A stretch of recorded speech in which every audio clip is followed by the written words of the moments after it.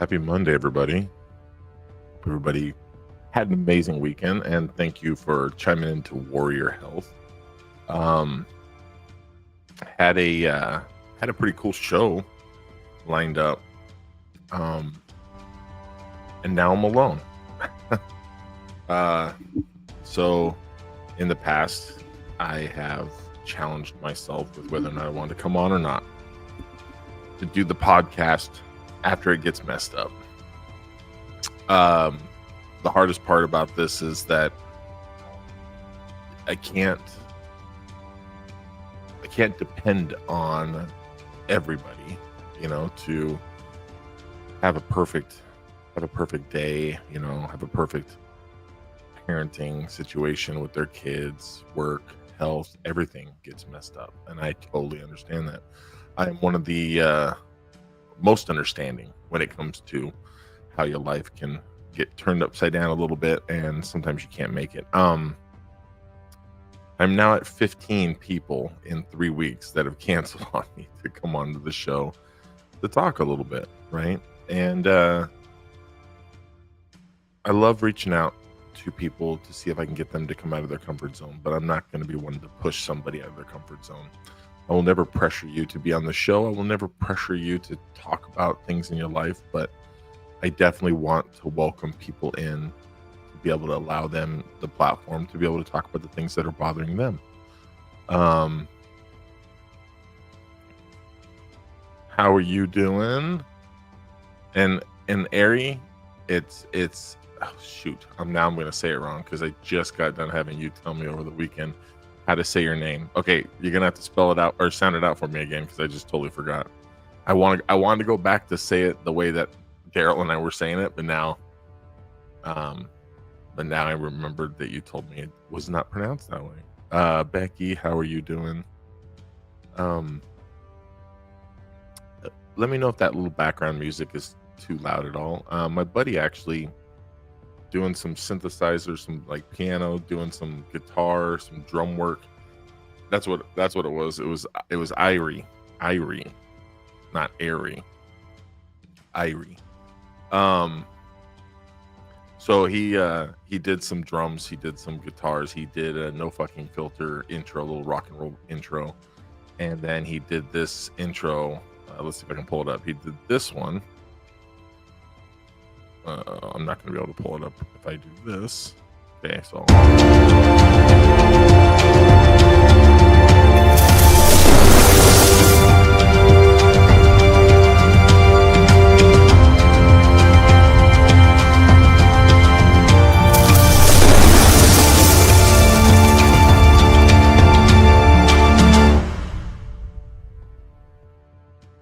yeah, so kind of a cool little intro right there, and he did the music and things like that. I thought it was pretty cool.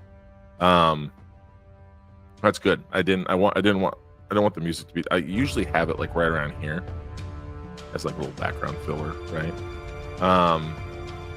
I am welcoming anybody that wants to come on tonight to talk with me, to talk with the group, to talk with everybody.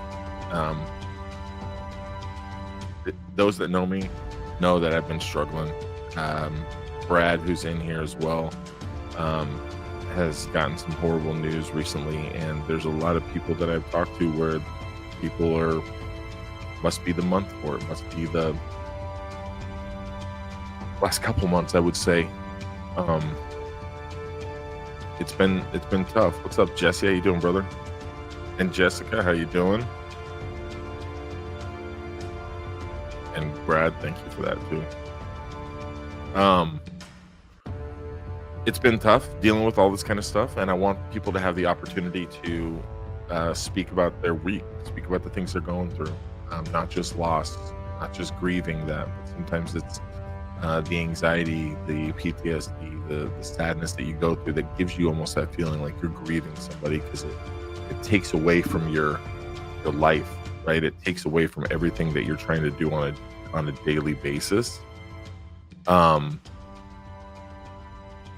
And sometimes it can kind of freeze you in your tracks, right? Like it kind of puts you into a position of your life where you make excuses. You don't want to get out and talk to people. You don't want to go to work. You don't want to, do this event or something that you were going to do. So it's kind of hard. So I wanted to have people have a platform to be able to, talk about that kind of stuff. Thank you for that, Patrick. I appreciate that, and I think that people being able to reach out to ask for help is just as important for those that offer the help, right? I think one of the biggest things that people struggle with, and I want to say this from only my point of view and only because I do the same thing. If you need something in that moment, sometimes it's just, you just need people to know what you're going through, right? Maybe it's a social media thing, maybe it's a group blast, maybe it's just one person that you talk to. But sometimes you need people to know what you're going through. If you are struggling with something and people don't know that you're going through something or still going through something and you need help, tell people exactly what you need and how they can help you, and let those people that want to help you follow through. But don't get upset if somebody doesn't or cannot or doesn't have the time to be able to follow through, because it is sometimes their battle that they're going through, and maybe that's too much for them to go through at that time, right? It's hard too for the people that want to help everybody, right? You want to be there for everybody, and then you put yourself last, or you put yourself somewhere in the middle, right? And then you don't get enough, and then you end up being last. That makes it kind of hard. Thank you, brother. Wyatt, you are here. What's up, Trace? So glad Trace and his wife Jen got an opportunity to find a couple of Goonies house coins over the weekend, but also I'm just excited that they allowed me to tag along for the fun weekend. I'm not sure how much fun I was, but going through some of the stuff that I was going through, I hope that they didn't, feel any of the sadness, And I think that's another thing too, is people don't want to affect everybody around them, right, in a negative way. So you don't reach out to people because you don't want to bother people, right? Let other people choose whether or not you bother them. Don't choose it for them. I do that, and then I do the opposite. I tell people that I am not bothered by something, and then I also don't do something because I think I'm bothering that person.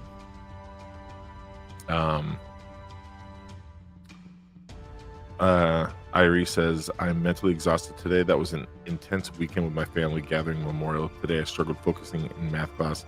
This week's homework will be harder for me. I hope I can refocus myself. Yeah, that is hard after things like that. It's a big weekend if you don't get a chance to take a moment and kind of relax from it, Stephanie, what is up? Hello, how are you doing? The caption at the bottom too, if you guys haven't been on the show before or haven't been a part of it and you want to come on and just talk, maybe you want to ask me a question about what I'm going through. Maybe I ask you a question and you answer it. Maybe you just want to talk for a second and then jump off. If that's what you guys want to do, then let me know. Oh, Jennifer, it's really easy. I send you a quick link.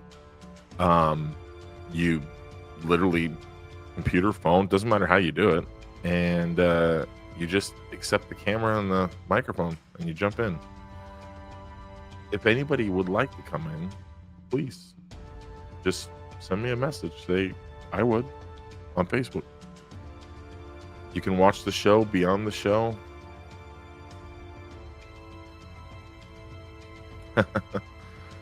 Well, have a good night at work, brother. And thank you for jumping on to say hi, my man. If anybody would like, also feel free to subscribe to our YouTube channel. I'm trying to get 1,000 followers, all but 10 viewers at a time. So it's gonna take a little minute, but I'll keep saying, I'll keep annoying you guys by saying it over and over again. Trey says, "Bro, I had a blast. Thank you for coming. That big ass bear hug. Can't do that from the internet, brother." Yeah, it's my hugs. My hugs are a little different in person than they are, over the support system that we have for social media and whatnot. Wyatt, you want to get on, man? You want to come on and chat about something? I'll send me a private message, and I'll send you the link. Send it through there.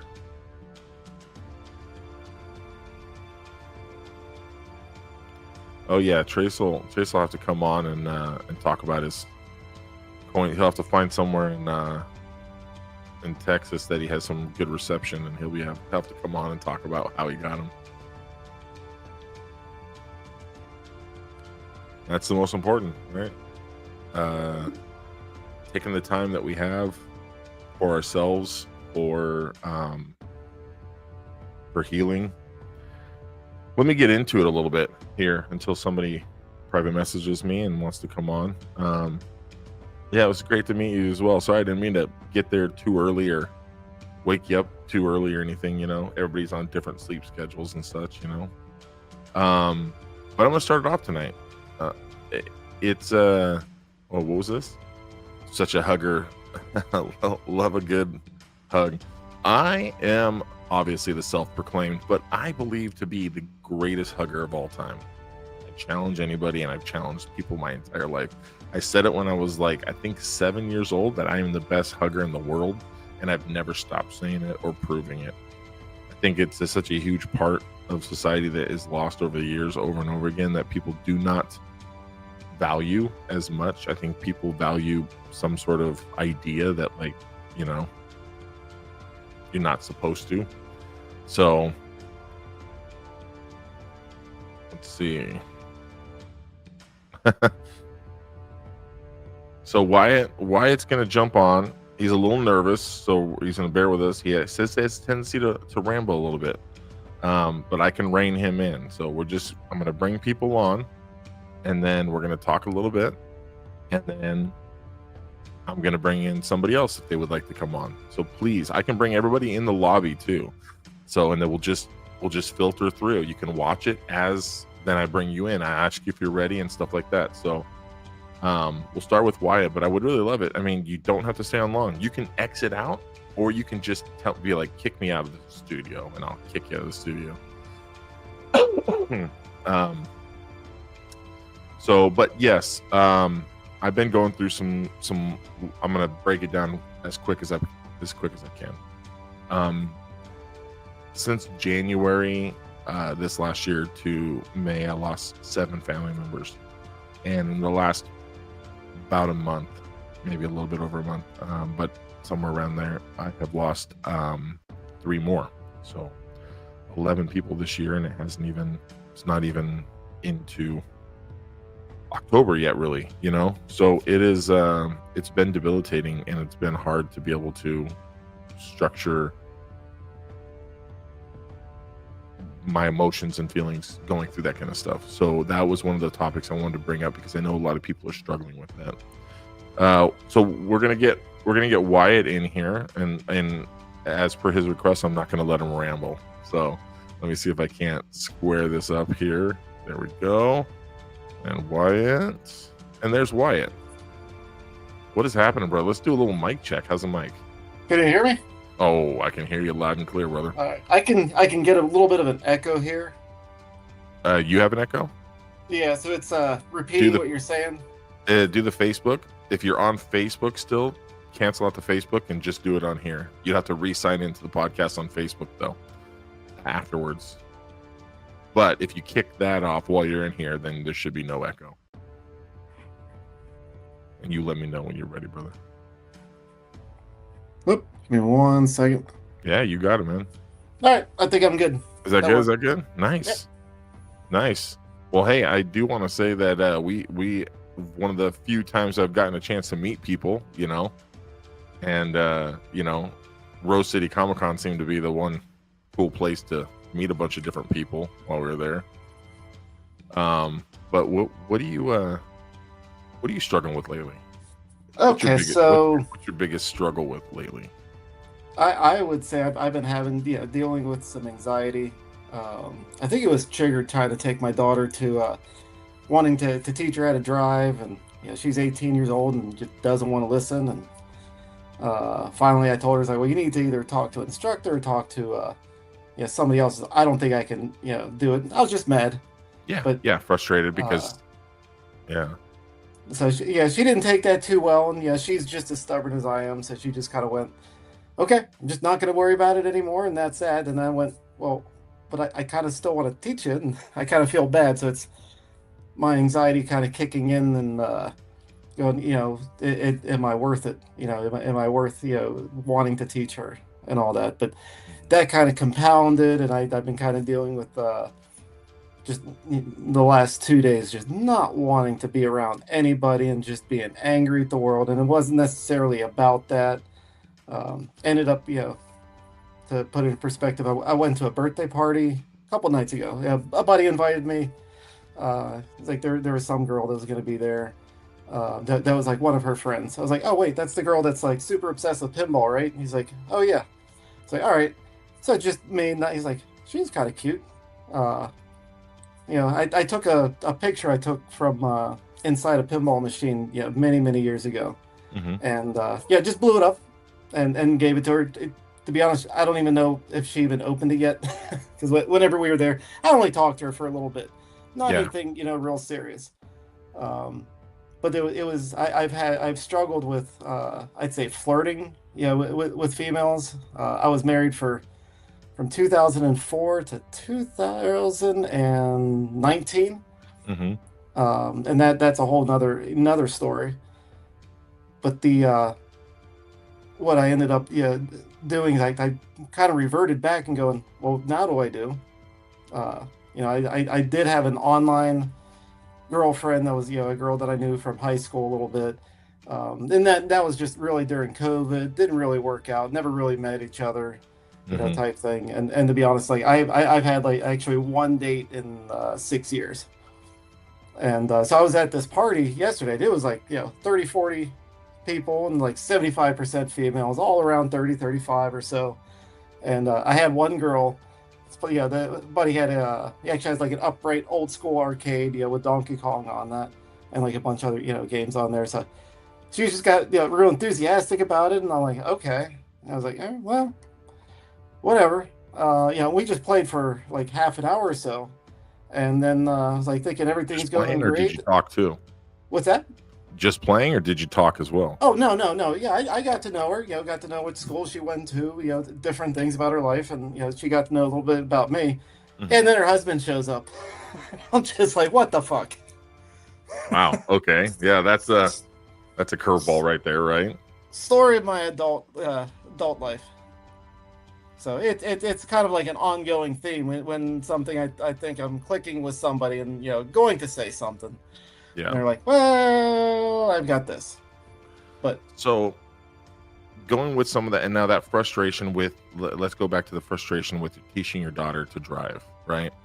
And like doing stuff like that. That wasn't obviously with teaching her how to drive and doing anything like that with her. That was just your anxiety and your frustration and other things happening that took over, right? Mm-hmm. Yeah, she's been struggling with some things, and I try to be absolutely as calm as I can. And even when I was telling her, she's telling me that I'm yelling at her, I'm doing this, and I was like, I know when I'm yelling, and that unfortunately wasn't that, but she deals with a lot of different anxieties and different things. She's way smarter than I'll ever be. And she's able to deal with a lot of different things a lot better than I am. Yeah. Well, my daughter's 15, so I've been doing the driving permit, teaching her how to drive. My son's 17. He's almost to that, he's getting his license, going in for the testing and stuff for that. So I understand that frustration when it comes to teaching kids how to drive, and when obviously they get frustrated because your expectation from them is that you listen to me, you listen to me and follow those instructions. You're going to learn how to drive. I'm going to teach you how you follow through. In their head, they get overwhelmed, they get excitable, they get frustrated or anxious about it, right? And then, of course, you're yelling, right? Which is just an excuse to get you to stop telling them how to drive. So it's just a vicious cycle kind of back and forth. The next part, I do want to pull this up on screen. That Whitney says, first question from now on, are you married? Which I is kind am of a not funny thing. No, at the for moment. you, I am not married. for you to tell the girl, for you to What's ask that? the girl when you're talking to somebody, to ask the girl the first question, hey, are you married? Oh, And to say that, because, and here's my thing too, and that's a good thing that Whitney said too, because I've been single for 7 years. I mean, I tried to do some dating a little while back, like, to get on and do more dating where it was like internet type stuff or whatever, like a dating app. And I did like the Facebook dating and things like that. It is a hard thing to get into in a serious note when everybody seems to be looking for exactly what they want, right? Like in a mhm. person, and having that situation be so different for you to be playing a game, having a great conversation with somebody, and then having that woman turn around and be married, right? Like, to you, it meant something totally different than it did to her in that moment, right? The hardest part, I think, that people struggle with is that we start with the idea that we're dating with the intent to be with the person. And contrary to what I think a lot of people have expectations for, I've had to change in the last like 2 years. If there was even an idea of dating for me, I had to change my entire mentality up to what I'm here. When somebody asks you and they go, Wyatt, what are you looking for in a woman? Right. And then you have this, here's maybe height and weight, here's personality type, humor, here's job, here's family, here's all these things, right, that you could list off that you're looking for in a woman. And I got tired of hearing what women were looking for in a man, that I started just basically asking the question, like, what are the things that you offer in a relationship? And not a relationship to be with me or any man, but in the relationship where we're at right now, which is we're building a friendship. And everything has to start with that friendship, right? What you're doing with that girl, playing a game, playing some pinball, hanging out, you're starting with a friendship. Maybe would have asked about, hey, are you married first? And that would have eliminated 30 minutes of your time wasted, right? But at the same time, go into it with building a friendship with somebody that you have a connection with, and don't make it about anything more than getting to know that person and making sure that they understand who you are as a person. Like, what do you mean by understand who you are as a person? Like, because people don't understand who you are as a person if you say yes to everything that they want in a person. If a girl goes, I want a dude with a friggin' like a black and white, build hat on, he has a black shirt, guy's got a fan in the background, be like, hey, that's my boy Wyatt right now. Like, what I'm saying? Like, you fit the bill. That's answering questions. I want a guy who's a man, who has a job, who has a place to stay, who, what I'm saying? Like, these are simple things, but they're not questions that allow you to build a friendship with anybody, because everybody can kind of just ask those questions to anybody, right? So questions I like to ask it are, like your family life, your kids, what were your relationships like in the past? What kind of things do you do hobbies wise with friends? Like, everything is just a friendly, or do you have any hobbies? Do you collect anything? What are your interests? And I think that has become more of a, at the end of the night, if you're not trying to get some and you're not trying to start the rest of your life with this person, you get to know more people and build those friendships. And sometimes they don't turn into anything. But to me, it's never a waste of time if you build that friendship with somebody. It just takes a little bit more time, though. And that's probably, again, the reason why both of us have been single for so long. Because your aspect of trying to do this is, it's like a checklist, right? And you and I will not fit that checklist of 50% of the women out there. And the other 50%, we're not going to fit 50% of that next list that's out there. And then we're not going to fit the next list. So narrowing it down to try to find that one person, and then you find that person and you check off everything on the list, only you hate talking to that person and you just don't like being their friend. It's like, wow, now we got to start all over. well, I can probably say something, because there is a girl at work that kind of fits what you're talking about with the whole friendship, and probably for like the last month or so. She works on one side of the department, I work on the other side. We kind of cross paths a few different times, throughout the day, and might have about 5 minutes worth of conversation. But out of all the people in the store, this is the girl that probably fits like a lot of criteria that I'm looking for, and I don't think I've gone into anything that's more than just friendly goofiness. She tells me things she's doing. I'm telling things I'm doing, but she's done like some weird things. I was like, nobody's really done. Like for an example, that I was coming across her, talking to her just for a moment, and this Asian lady, this older Asian lady, kind of walks behind us. He goes, "Oh, there's something on your back." And I'm going, "Huh?" And she turns around. She looks around my back, and it's like a stink bug. Grabs it, pulls it off my back, and takes it outside and and disposes of it. And I go, I told her later on. I didn't say anything right then, but I was like kind of taken back. But I told her later on that day, I was like, you know what, you've got. If you have somebody in your life, or you're planning on having somebody in your life, that is a trait that is going, that is absolutely amazing. Mm-hmm. So that was one instance where I put myself out in just a cryptic way. Yeah. Well, and here's what, like, give me 3 top things for you really quick. Just 3 top things that are interest to you, like that would make sense. Like, let's say for me, I would say, like, an interest. I own 17 arcade machines in my garage. Jesus I Christ. have a Harley, and my place is pretty fucking nerdy, and I love movies and stuff like that. I would put those in one category. The other category would be like, because like my Harley's a hobby pastime I do every now and then. With writing, it's usually like just a structural thing. Like I go to the grocery store, I'll do a 1,000-mile ride. It doesn't, either or. It's just my secondary mode of transportation. When it comes to the daily type of stuff, right? I love to cook, but I also love to go camping. I love to be outdoors. I'm not a hiker, but I love to go outside and be like in nature and camp for a weekend and have some fun, right? So if you had things like that you're interested in, things that, like, 2 or 3 things that you go and do, what would things like that be? I mean, obviously, movies is a big one. Mm-hmm.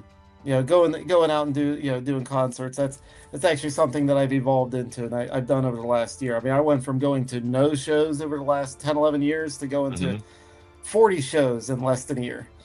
And just hitting every venue that I could, and meeting new people, and hanging out, and actually making friends. That was like a big thing, especially when I was married. I was with a social group that didn't fit who I was. They were very, very upper class, and I was very, very much low, working middle, lower class. As far as like economics are concerned. So every time going out with her, as a husband was a struggle for me. And it's tough to say how we came together and how we broke apart and all that. But coming out of it, I said, that's not what I want. I want somebody, like Chris Rock says, somebody where 2 crackheads can stay together because they've got a common interest. Right. I want to find my crackhead is basically what I'm looking for. Right, exactly. Not a crackhead, everybody. Not an old crackhead. Right, no. What's up, Katie? How you doing? My biggest thing when asked, I did a spree about 3-4 years ago where I literally was on Facebook dating, and I gave just about every opportunity an opportunity, right? Like if I was mildly attracted to the profile and the person, like literally just off the cuff, right? Just I gave it like 5 to 10 seconds of look, okay, no thought process, yes or no, right? Nothing big. And then I chose to meet up with as many women as I possibly could, right? With zero intention for anything, like nothing. No date, no movies, no activity, no nothing. Meet up at a park, go to Starbucks, a coffee, meet up and sit in her vehicle or mine and give it 30 to 45 minutes. Done. That was it. That was all I said. And the number one thing I always said was a hug and a hello. Why? Because you can tell a lot about a person the way that they hug and that they say hello and they meet and greet you in the beginning. Whether it be a man and a handshake. If a guy comes up and goes, hey, what's up, dude? That's not respectful to me. If you're meeting me for the first time, you come up, you shake my hand. How you doing? You know what I'm saying? Like, there's a certain way to do that. I think in dating, there also is a certain way to do that. And getting to know somebody in the dating world isn't looking at a profile, looking at a bunch of pictures, text messaging back and forth for 2 or 3 weeks, finally going out and spending $200 or $300 on a fucking date just to figure out that you don't like the person. To me, that's a waste of time, right? So for me, it's all about finding your people and who your people are. You can easily go to a Goonies fan page, talk to a bunch of people and go, these are my people, right? Because it's a center group. There are also groups that are out there that are also doing the same thing, where you can do meetup groups, singles meetup groups on Facebook, and they literally will meet up at certain areas 2 or 3 times a month, in your area, and you just meet up and you go up and talk to the guys, talk to the girls. Maybe the girl's single and is interested in you, and you're single and interested in her. Then awesome, done. If not, you build some friendships and you move on from there. Go through another avenue, right? But we used to go back in the day and go to a Blockbuster, go to a grocery store, right? Go to somewhere, a park, go somewhere, and we used to meet people. And I would be like, "Hey, how you doing?"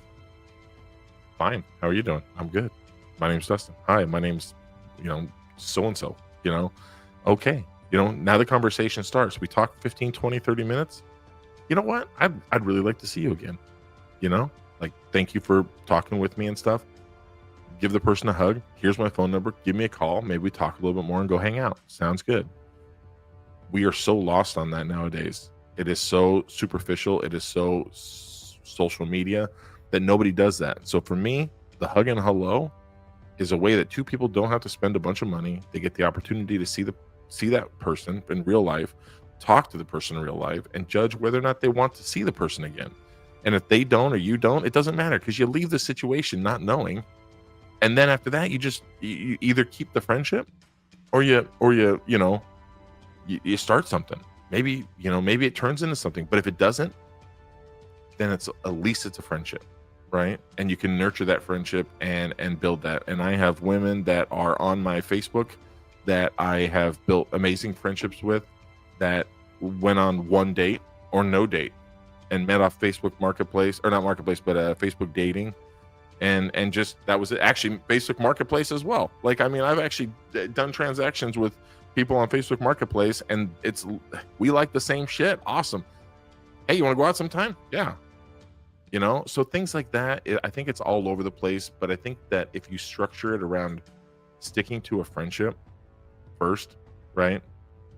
Focusing your energy on getting to know that person and letting another person get to know you is huge, because that anxiety will slowly go away, because that confidence that you will have from that will build exponentially, because you will now structure yourself around who you are as a man, how you can give that knowledge to a woman, and then how you can help her to understand what it means for you to be in a relationship, which is, I'm a man, I'm a good dad, I have a job, and I'm a good friend, right? And if somebody has a relationship and they're looking for something more than that, then you're being greedy, because it's loving somebody and being in a relationship with somebody isn't how much the other person can do for you, but it's what you're willing to do for the other person, right? Like, I don't think that anybody goes, I love you, give me $50. Like, it's not like that. It's, I love you, and I'm gonna go do the dishes without you having to do them because you had a long day. I love you, and let me put you to bed really quick, and I'm gonna go ahead and do the laundry. That'll be done before you get up. Sometimes it's just saying it. So I think that when you show that and you give that in a friendship, that same aspect in a friendship in the beginning, a woman will see that and she will be like, you know what? All right, Wyatt, I see you now. We're friends, but like, I think maybe we can entertain something a little bit more. And you're over here thinking, okay, right? Because you're not pushing anything. You're not trying too hard. You're just being you, the authentic you, and you're letting somebody get to know that person. That anxiety is gone because you're spending too much of your time trying to make sure the other person is comfortable by giving them your friendship and not asking for anything, except for maybe one thing. Are you married? Maybe ask that. That's the one thing. You know what I'm saying? Definitely good advice there. So I think that's huge. I think that's the kicker, is that with anxiety, I think that it's not waiting for it to go away. It's not waiting for the panic attack to stop. It's doing everything you can in that moment to make yourself comfortable. Be selfish in that moment, right?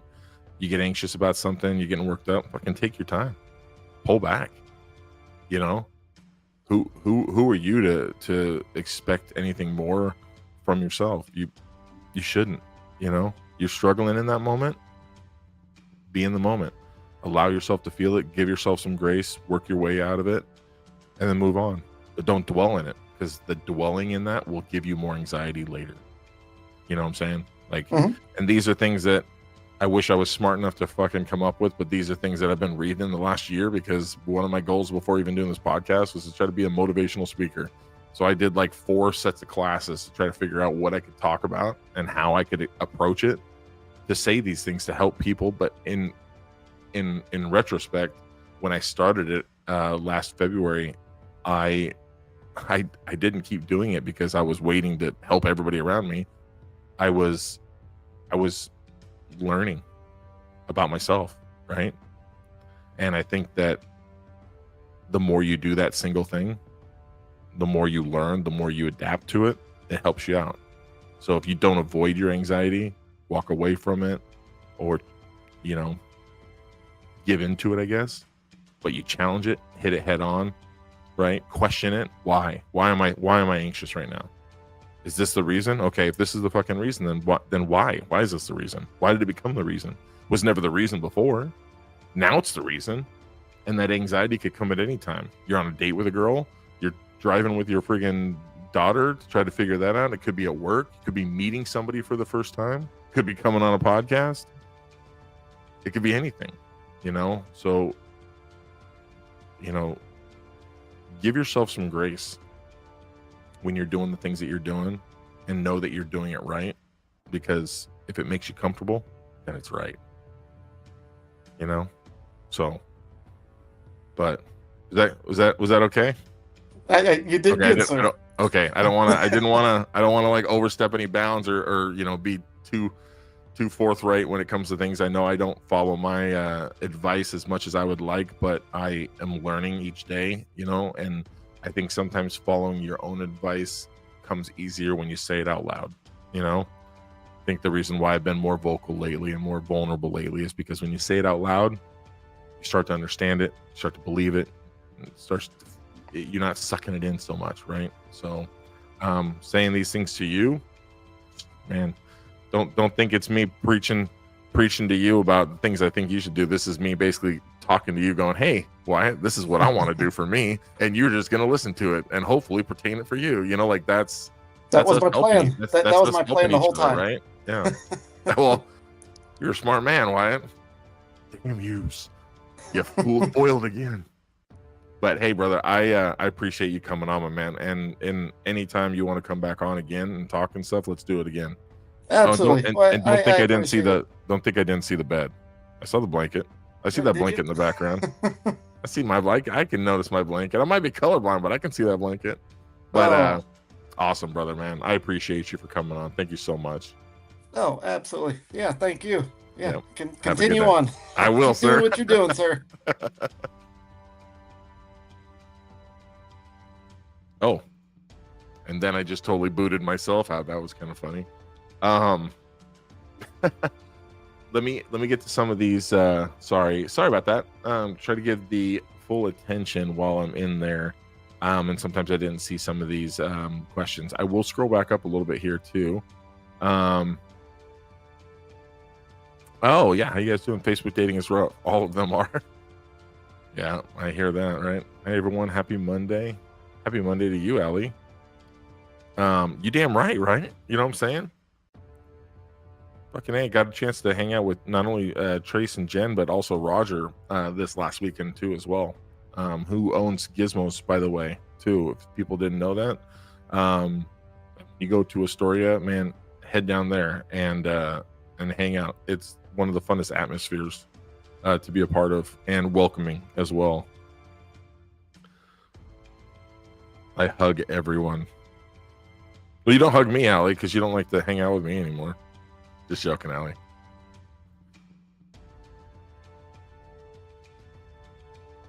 You described an eye introduction meet. And is that the name of something? If this is a thing, send me the link to whatever that is, because it probably knows more than I know about it. I've been single for a long time, but I'm not interested in dating. I was burned really bad in a relationship, so trust is a struggle with me. I just want real friendships I can connect with. Not saying I don't get stupid crushes though.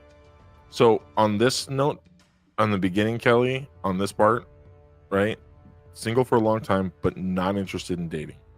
Totally understand and respect the shit out of that. The second part, I was burned really bad in a relationship, and so trust is a struggle with you. I'm going to give you some advice that helped me, and maybe it'll help you, and maybe it'll help somebody else. I take trust by a case-by-case circumstance. Nobody ever has to earn trust with me. You don't start off being untrusted by me. I don't take somebody else's distrust or somebody else's circumstance that lost my trust, and then I devalue somebody else's because of it. I have been burned in relations, not even just relationships, but just by women, right? By women that are in dating circumstances. If you take these things by a case-by-case basis, each individual one will be either a friendship, either a possibility, right, of dating, but never one of them will ever be something from your past, right? If somebody does something and you don't trust that person, put all of your distrust into only that person. Don't give them a little bit and then disperse it to all these people that you don't know. That made it really hard for me to build friendships with new people because of that, because I did that. No pressure, no strings, just meet and greet and go from there. Miss those good old days. Yeah. A hug and a hello, 30 to 45 minutes. You meet up, you give a hug, you talk, you sit, you listen to some music, you hang out for a second, you ask 4 or 5 really good questions, you get 4 or 5 really good answers from each of you, and then you evaluate it in that moment. And because you've already solidified the idea that it will be 30 to 45 minutes, when you get to that time frame, you're like, well, hey, our time limit's up, like it's time to move on. And then one person may say, well, I mean, I don't have to go anywhere, we can talk for a little bit longer. Now that other person gets the idea that, okay, you know, we're feeling this, we're kind of back and forth, right? So I think that is it's a less anxious kind of way. Match.com works if you tell the truth. That's how I met Jeremy. Yeah, see, and again, that's another one of those things. Like certain I know people off of dating sites that, you know, have been together since the beginning of dating sites, right? I wouldn't know what to do if I was single again. I have been flirted with, but I didn't know. I'm sure you'd figure it out. Marketplace selling your body. Yep, that's what I did. I went to Marketplace. I was like, $15. I'll pay for shipping. That's all it was.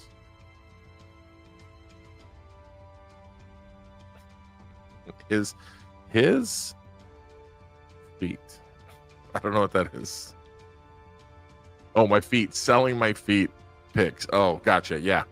Hey, I got some size 16 4Es. I could sell these on somewhere.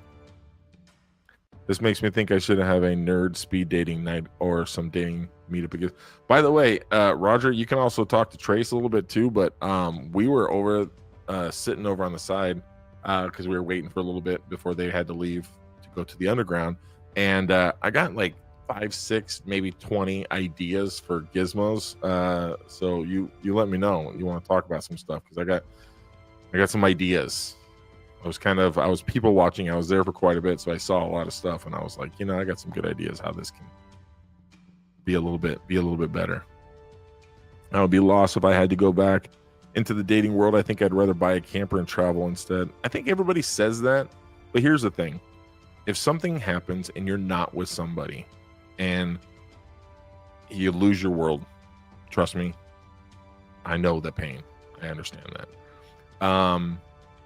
You get to that moment where you're kind of done with the struggle. You're focusing more on yourself. You're happy being alone, doing your thing, right?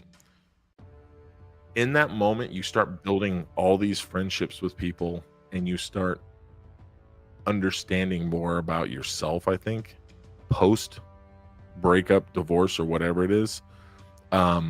that you normally wouldn't get it being in a relationship, right? Unless you're there with your person forever, which then you would have never broke up anyway. So I think that it's the next chapter of your life, right?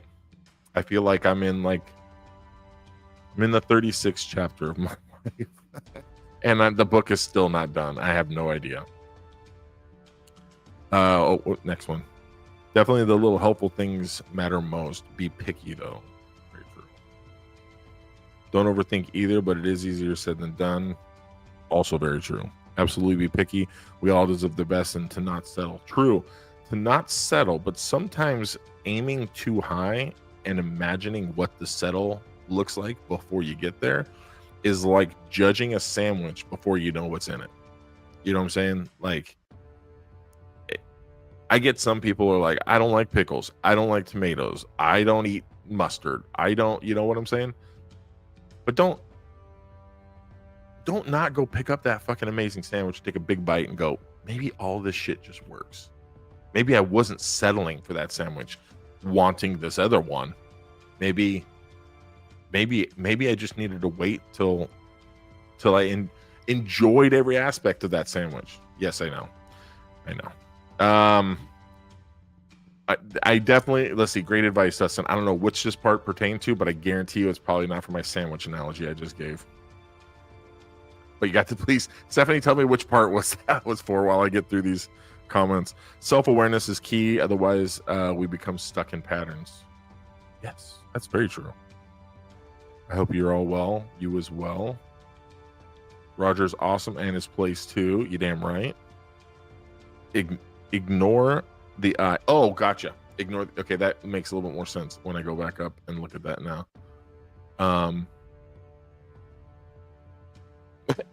I was gonna go back up and look at it, but I couldn't find it for a second. It's been my gamer tag for about 25 years. Wyatt, well, my gamer tag, I've had the same gamer tag since 1996, so we're gonna have to exchange some gamer tags there. Trust is built over time. Heal the wounds that cut you so you don't bleed upon the next. See, and again, Angel, this one I disagree with the beginning. The second part I do agree with. Heal the wounds that cut you so you don't bleed upon the next. But to me, trust is not built over time. If you don't give somebody 100% trust without even knowing them, okay? If you don't trust somebody in the littlest bit before you even get to know them at all, I don't even know what you're doing trying to get to know them. If I trusted somebody 1% less than 100%, I wouldn't even try to get to know that person. I just avoid them and move on, right? There's a lot of people in this world, and I don't think our pickers are that bad to where we can't engage with somebody right off the bat and go, you know what? I'll give you all my trust. But here's a time frame, obviously, right? First day, first week, first month, first circumstance you go out and talk to them, first time they come over to your place. I think those can change. Just between patients and here to say hi. Love you all. Hang in there, peeps. I promise Tuesday is better than Monday. Thank you, Em. Assume good intent, but listen to intuition. Also be aware of your unhealed parts so you don't misconstrue what might be said or done. Seek to understand meaning before determining truth. See, you know what? One thing I'd like to do, people have told me that I need to do the audiobooks, right? Like telling the stories and doing things, which I think would be amazing to be able to get paid to use my voice to talk and read and, do books. But I think doing like self-help, like audiobooks and like motivational type things and stuff like that, I think would be really fun to do, because I'm also reading it and learning it while I'm making money doing it. I think that'd be fun. I was burned so bad after my last relationship. Dustin is right about the case by case, because when Bryant and I started dating, the trust was 100% there. He was totally different than my ex.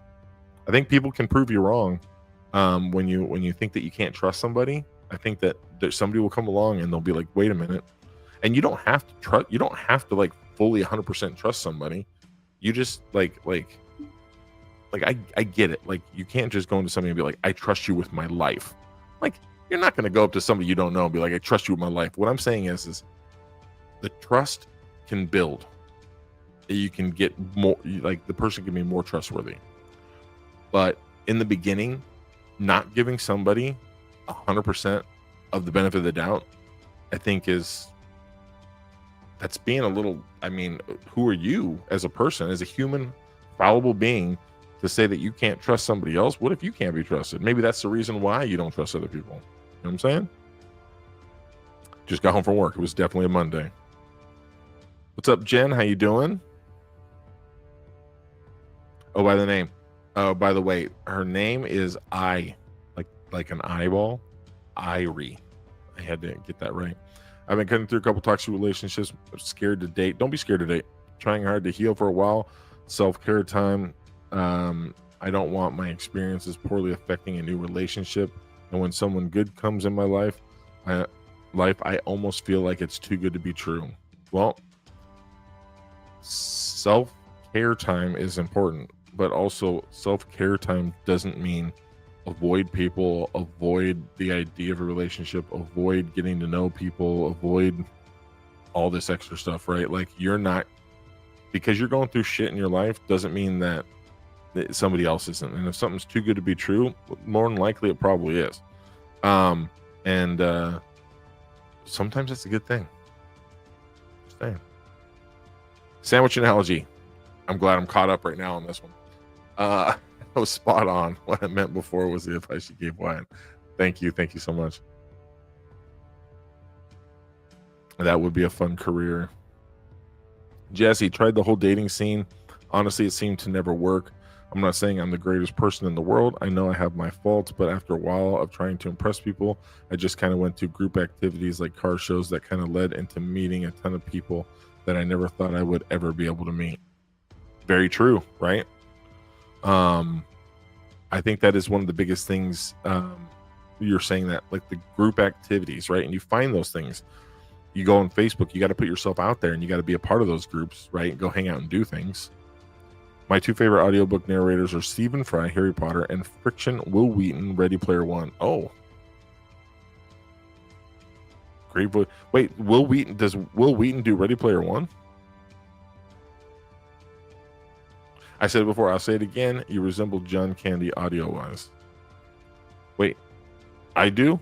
I resemble John Candy in audio? I guess he's, to me, he was more of a visual, like, comedian actor, and I never really think about the voice part of it. Ryan and I had a good friendship before we dated, so I knew he was trustworthy from the get-go. I had a leg up, not literally. Oh, come on now. You probably literally did have at least a leg up. Yeah, I think it would be fun to get into a story type book situation, right? And be able to do an audiobook and like speak, like really understand the book, really feel it, and then be able to produce that, like, you know, in a voice. But then also like the self-help stuff and like the motivational type stuff, I think also would be fun, not just the learning part, but being able to know that people hear my voice and they're inspired by the things that they're listening to, even if it's not my content, right? At least I'm a part of that.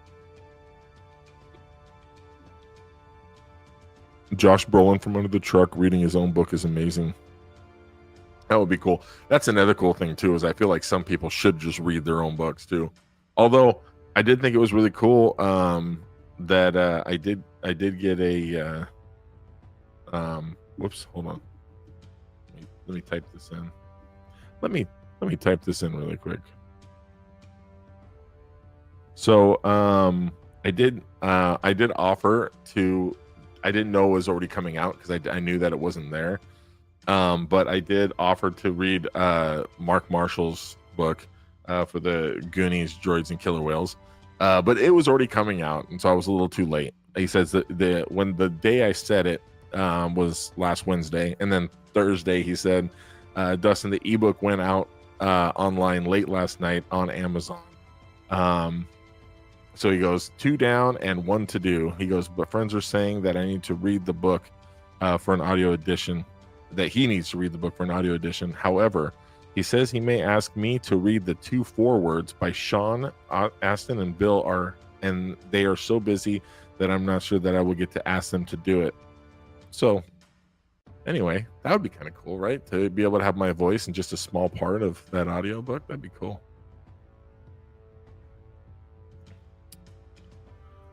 I need to find this one. So before I want people to come on. If you would like to come on and talk with me for a second. Now that Wyatt came on, he kind of, broke the seal in a sense. Dave Grohl reading his audiobook is my favorite. I think you have a very calming voice, Dustin. You'd be great on motivational self-help audios. Thank you. Should I read that in a calming voice? Hold on. Let me take a drink first. Okay. Dave Grohl reading his audiobook is my fave. I think you have a very calming voice, Dustin. You'd be great on a motivational self-help audio. It's a very calming voice. Also, probably could be like my smut book voice too, I guess, right? Try going for someone opposite of what you normally go after. Yeah, you know what? If that is that for Wyatt? Or is that for Kelly? Or is that for just advice? That's advice, period, right? That's true. That is very true. I think sometimes getting out of the norm of what you think is your type, like don't have a type. I remember somebody asked me what my type was, and until like, I don't know, until like probably 2 or 3 years ago, I'd say nothing is my type. Now I got to throw in at least some nerdy shit in there, some fun stuff. You got to be able to get on the back of the Harley, that kind of stuff, right? So there are little things like that, but I don't think it's like a type of person. I think that can be all different kinds. And divorced. That's funny. See? So who's gonna come on? Who's gonna be the special person that's gonna actually does a link work if I put it in here? What if I put it in here like this? Does anybody see my YouTube comment in here that I just did from the Fancast DMJ? Does that show up in your guys' Facebook comments right there? This one? I just put that there. Did anybody? Can you click on that to come into the lobby? Can somebody help me with that and see if they can do that? Or maybe we just do a roll call and see who's in here. My for some reason felt like it started getting really bright. Maybe I turned it up too much.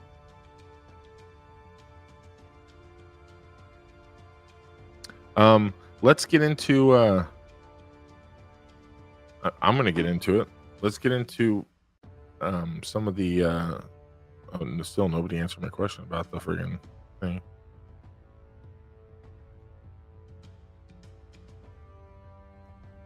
Can anybody click on this by chance? Does it pull up? Can you click on this in the comments, or is it even in the comments? Please let me know. What about the anxiety that people have, about getting into a podcast that they've never been on? I'm just saying. I saw your thing in the headliner, but no, I can't click on it. Okay. So yeah. So if you would like to come on and talk for a second or ask a question or give us a topic of something that you're struggling with, please let me know so I can send you the link. Yeah. So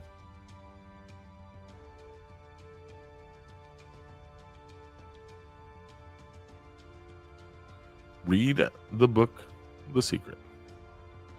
I definitely did that, unless that was for somebody else in there.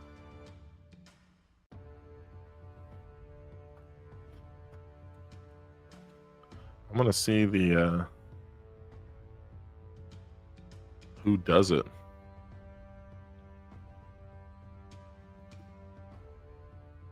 Let's see. Book. Let's see. The Secret. It's narrated by. Okay, so it's just narrated by her, by Rhonda Byrne. I wasn't sure if there was somebody else. 4 hours and 24 minutes long. Well, hey, just saying. I can send it to you guys in a Facebook message. So don't be shy. Just message me. There's 12 people in here. Somebody's got to have some Wavos. My type has changed a lot over the years. It's more the inside and a lot less the outside. I don't really go off looks anymore. Trust in friendships I find is easier than relationships. Well, I think one of those things is I think a lot of us, let's see, hold on. Oh, never mind. I think a lot of us when it comes to the dating, so we have married in here. Let's do a roll call. Are you in a relationship? Not in a relationship? Married? Not married? Like divorced? Single? Like whatever you want to put, just to see who's in the lobby. However you want to put your relationship status on there. Or you could put it all. Be like, I was divorced, married, divorced again, in a relationship, and single. I don't know. Anyway, can we do that for a roll call? Everybody want to humor me? All right. Jeremy. Jeremy is married. How you doing, Coop? My zone is so unorganized and cluttered with boxes and paperwork, or I would come on. No worries. Jen says married. Wyatt says divorced. Kelly says single. Stephanie says happily married 10 years after 2 failed marriages. Jen says in a relationship. What do we got? 1, 2, 3, 4, 5, 6. There you go. It's not if I want you to, bro. If you have a question or something you want to talk about, then that is your time to come on. How did I miss this, Becky? Sorry. 28 years married for Becky. Her and Verge. Single and chicken. When he says divorced once, now married to the greatest husband ever. And Jessica says in a relationship. 1, 2, 3, 4, 5, 6, 7, 8, 9, 10. That leaves 2 people left. I just want to hang. You just want to come on and hang. How about this, Jeremy? If you can coerce 2 other people to come on with you to just hang and talk, then we'll just do a hang session. If not, but we can definitely do that another night. We can just talk about some random shit then. 9-year anniversary this last March. Nice. Wait, 9-year anniversary in a relationship. Okay, so wait, engaged, not engaged, don't believe in marriage, just loving the relationship thing. Jesse says too busy. I feel that. Relationship wise, yep. I feel that, brother. I'm surprised too. He still comes home. He shows up. He's like, if he shows up tonight, I guess I'm still in a relationship.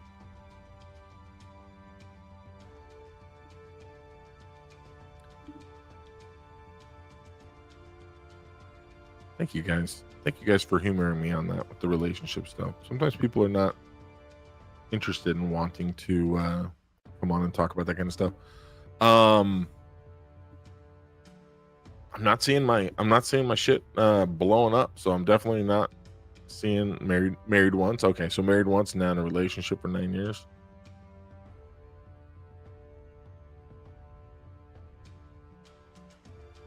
Oh, that's true. I feel you there. I always thought it would be great to get married to somebody, but never do it on paper, because who really checks if you're married on paper? It's pretty much just for like tax, reasons and whatnot. But wouldn't it be cool every year for your anniversary to just get remarried in a different country in their authentic fashion, right? Like in Scotland with a kilt, or in Japan or something, like as a Viking, or Mexico, a winery in Italy. You know what I'm saying? Just have your vacation just be a wedding renewal. And you tell everybody there that you're just getting married for the first time. Maybe you tell them afterwards, you're like, this was actually our plan the whole time. Thank you guys for allowing me to jump on here for at least an hour ish or so, or an hour and 10 minutes if I read it right. You guys, man, you guys keep me doing this, because honestly, I sometimes struggle with getting on to do this, and the other podcasts I am so okay with. I get on and I'm okay with. This one is the one I think I value the most for myself, and it is the hardest that I have being able to being able to come in here and just talk. Like, I really wish that more people would want to come on and have the conversations that they are talking to me about separately, because when I bring it up to people are all good to go. Like this week, until Friday, I will get probably 5 to 10 people that will want to come on Monday, and everybody will cancel on me. People show interest, and then they are like scared. Hopefully you can see Wyatt coming on and like things like that. That sometimes it's just talking and just having a conversation, getting a different perspective. I'm not here to, devalue your opinion when it comes to what you think anxiety is, or loss, or grieving. But if it's something that you're truly struggling with and you're looking for a different perspective, in that moment, I can offer that perspective, right? I've never claimed to be a doctor or a therapist or a counselor, but I will tell you that I have a lot more knowledge on a mental health level than a lot of people that don't do it as a profession. I have looked into doing this as a job. I have looked into helping people. My entire life has been helping other people, right? And not helping myself. And now I'm in a time in my life where I am all about also bettering myself and helping myself to be a better person, be a better version of myself, right?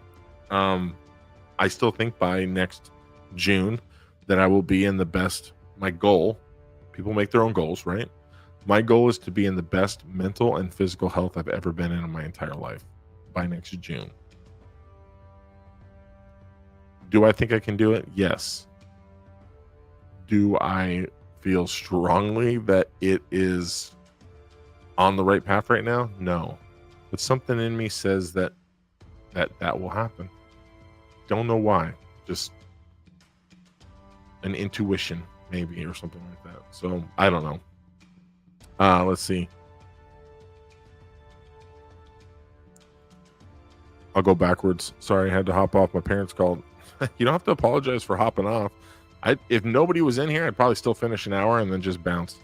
My second was abusive. I still have PTSD from that relationship. Wait, I'm going backwards. Where am I at right now? Send me the link. You guys got to send me. If you guys send me a private message, then I'll click on it on the left side. But it's kind of hard running these screens sometimes to send the link. So it's a lot easier if you send it. I can just click and open and right click. He's a romantic. This is my third relationship. The others were abusive. Well, then technically they're not relationships. Those were martial arts matches. Just joking. I don't know if it was abusive like that. Could have been physical, could have been mental, could have been verbal. Send it to me. Send me the thing. I'll stay on for a little bit longer. We'll talk a little bit. Jeremy, you're not supposed to call me. You're supposed to send me a private message. My second was abusive, so I had PTSD from that, and it was 17 years ago. And I can feel that. Well, how do you feel now with that? 17 years ago, but how do you feel now? Because you're with somebody new, right? You're not with the same person, and you have PTSD from it. But at what point in our lives do we start realizing that we don't have to hold on to the PTSD, that we can let it go, right? That traumatic stress that we went through, that ability or inability to defend ourselves on any kind of level that hurt us. When do we get rid of that? When do we say, because if you're happy right now and you're having fun, you're doing good things, wouldn't it be a great time just to be like, you know what, 17 years ago, this is what happened. Guess what? Fucking done with it, right?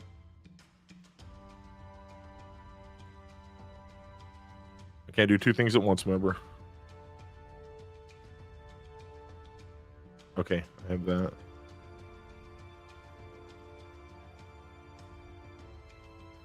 Okay, I have this one. Okay.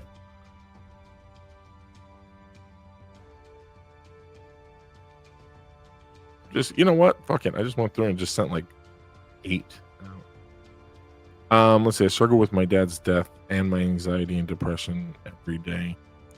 I feel that. I mean, I don't feel that when it comes to the same exact thing, obviously, with your dad being that person and stuff like that, but I understand that. Let's see. My second was abusive. Oh, wait. I just already read that one. My bad. I'm sorry. And I read that one too. You got this, man. Thank you, sir. Jeremy's in the back, so we're going to bring him in a second. Let's see. Jennifer, why don't you come on? Jennifer's always a chicken. She doesn't want to come on. Come on, Jennifer. Okay, there we go. So Jeremy's in here. Trace, you want to come on too? Let me know. I was in a domestic violence relationship when my son was younger. He is now 19, and damn, it was so hard to hide the choke marks on my throat, bruises on my arms, etc. from my parents, but they knew what was going on. Right? Sometimes that's the struggle isn't dealing with it, but the struggle is dealing with the effects of it, and you're trying to hide it to protect people when really it's not really hiding it to protect anybody. So I'm going to bring on... Oh, I got to change my screen around. Hold on. Let me change this. There. Okay. Jeremy. Oops, not Jeremy. Hello. Whitney, and then Hello. Jeremy. Hello. There we go. Oh, two different Jeremys. There we go. Yeah. What up? What is happening, you two? How do I make it a full if screen? If I'm constantly looking with the full screen. Yeah, because I only see this little tiny box. Yep. That's pretty much all you're going to see unless you're on a computer. Oh, that bites. Oh. Yep, I know. This old guy doesn't have the greatest eyeballs anymore. No, you're good, brother.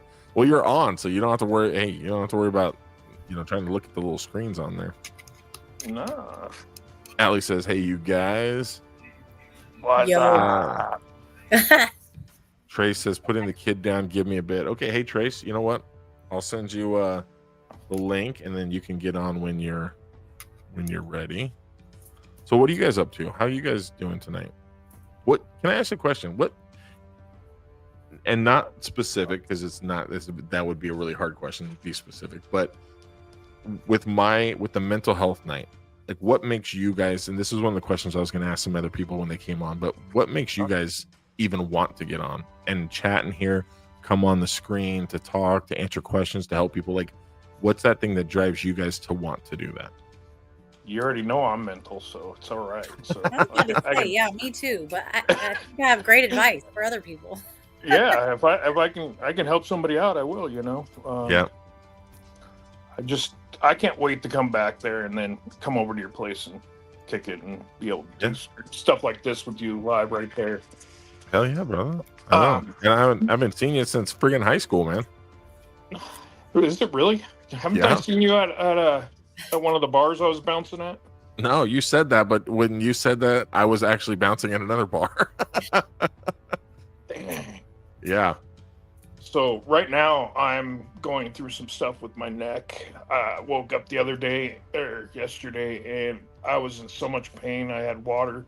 I would go in the shower and it's just raining down on me and I'm having pain. So really? I ended up having to go to the hospital. They gave me 2 things of morphine, some Valium. Yeah, and they still don't know what's going on. So jeez. So it's like this is a medical thing that they're trying to figure out how to. Yeah, I can turn my neck like that right now because I'm on hydrocodone and some other stuff. But they said don't move it too much because you're gonna feel good and then you can mess it up. So I got an appointment with my doctor and then I got to go on the next specialist. Have you gotten an MRI or a CT or anything yet? They did a CT and they said C5, C6, and C6 to C7 are disintegrating. Okay. Yeah. So Well- yeah, that's pretty fun. Yeah. They can fix it though. I mean, Yeah. I'm not shaking my head no because I'm like taunting you. I'm just like I couldn't imagine. Oh yeah. Yesterday I was crying, and it takes a lot of stuff to get me to cry. So, and then a lot of depression, anxiety, going Caused on. by a lot of the stuff that you're going through with this and stuff. Just This and just a lot of my not having friends to soundboard off of, Mhm. because I'm over here and I don't have too many friends over here. Well, just remember that you don't have to be in the vicinity of somebody to consider them somebody you can bounce something off of. And I mean, I know you've reached out to me and stuff like that as well, and we've talked and stuff like that. But Yeah. just letting you know that like, in not just this mental health night as a one night a week, but I mean from just tomorrow night, Tuesdays, Thursdays, Fridays, you be the kind of person that is pulling yourself inside, right? In those Yeah. moments that you want people to be around you is literally like handcuffing yourself, asking why you're being arrested. You know what I'm saying? Like you're that's the struggle, right? And that's the consuming anxiety that you have when you're like, man, I wish I don't have anybody here that's next to me, that's around me, somebody I can bounce something off of, somebody I can talk to about Somebody I this can kind go of stuff. hang out with, go Exactly. have a And drink. sometimes you need that physical, right? To be able to go Yeah. out and do that stuff, right? Which I So totally basically, understand. I'm locked in a house and then go to work. I sit in the Mhm. house and I go to work. Well, have you gotten out? I mean, I know on a physical level, things hurt and you're not doing good, obviously not, I but get in my truck and go for a drive, but Go for a it's drive. Nothing like, hey, I'm gonna go over to a buddy's house and shoot the So- crap. so I know you're talking about coming back over to Washington area, right? Oh heck yeah! Yeah, Where are you living now? I live in Billings, Montana. Oh. which is And a little rural area too, right? Oh. Isn't it? It's not. I mean, it's not.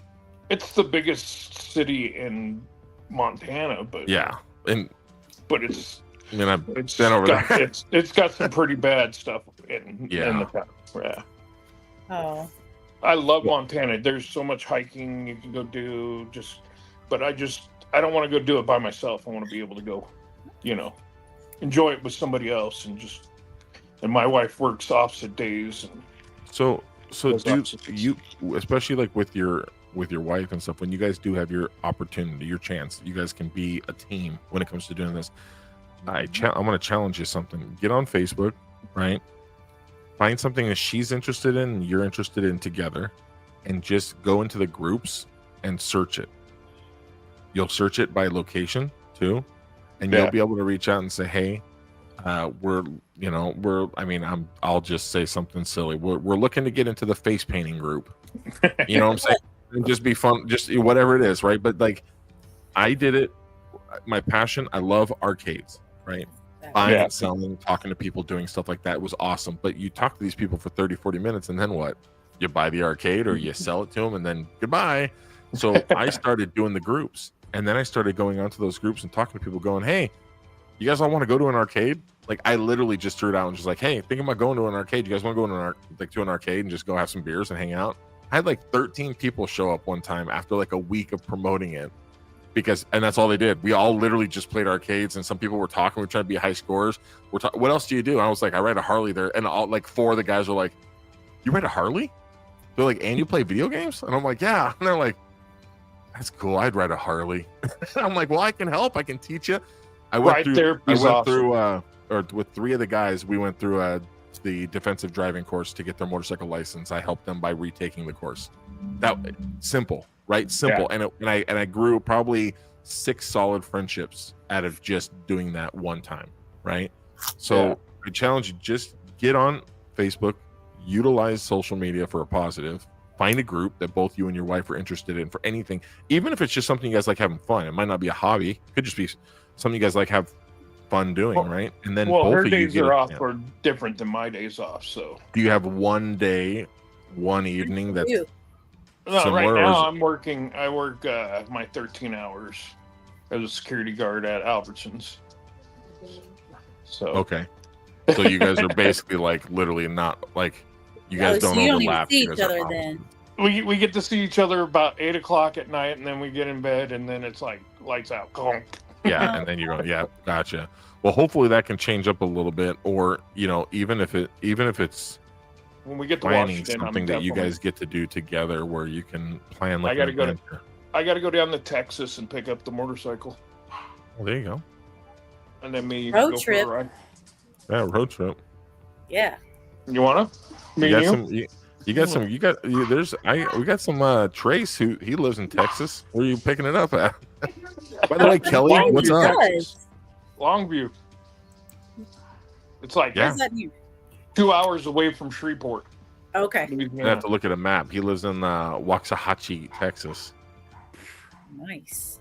I which lived can't down there even- for 3 years, and I still don't know all the little places. Oh. All I me- know is I do not like Dallas Fort Worth. That place was awful. That freeway. I went to Houston. I worked. Used to work for Granger, and I went to Houston for a work event that they had that was down there. And man, it's just a weird kind of hot. And then the next year we went to Florida, and I was like, this is a muggy kind of hot. And then I went back to Washington. I was like, I love Washington. I was like, when it gets hot here, you just feel a little heat, and that's about it. And it's nice and clear, crisp.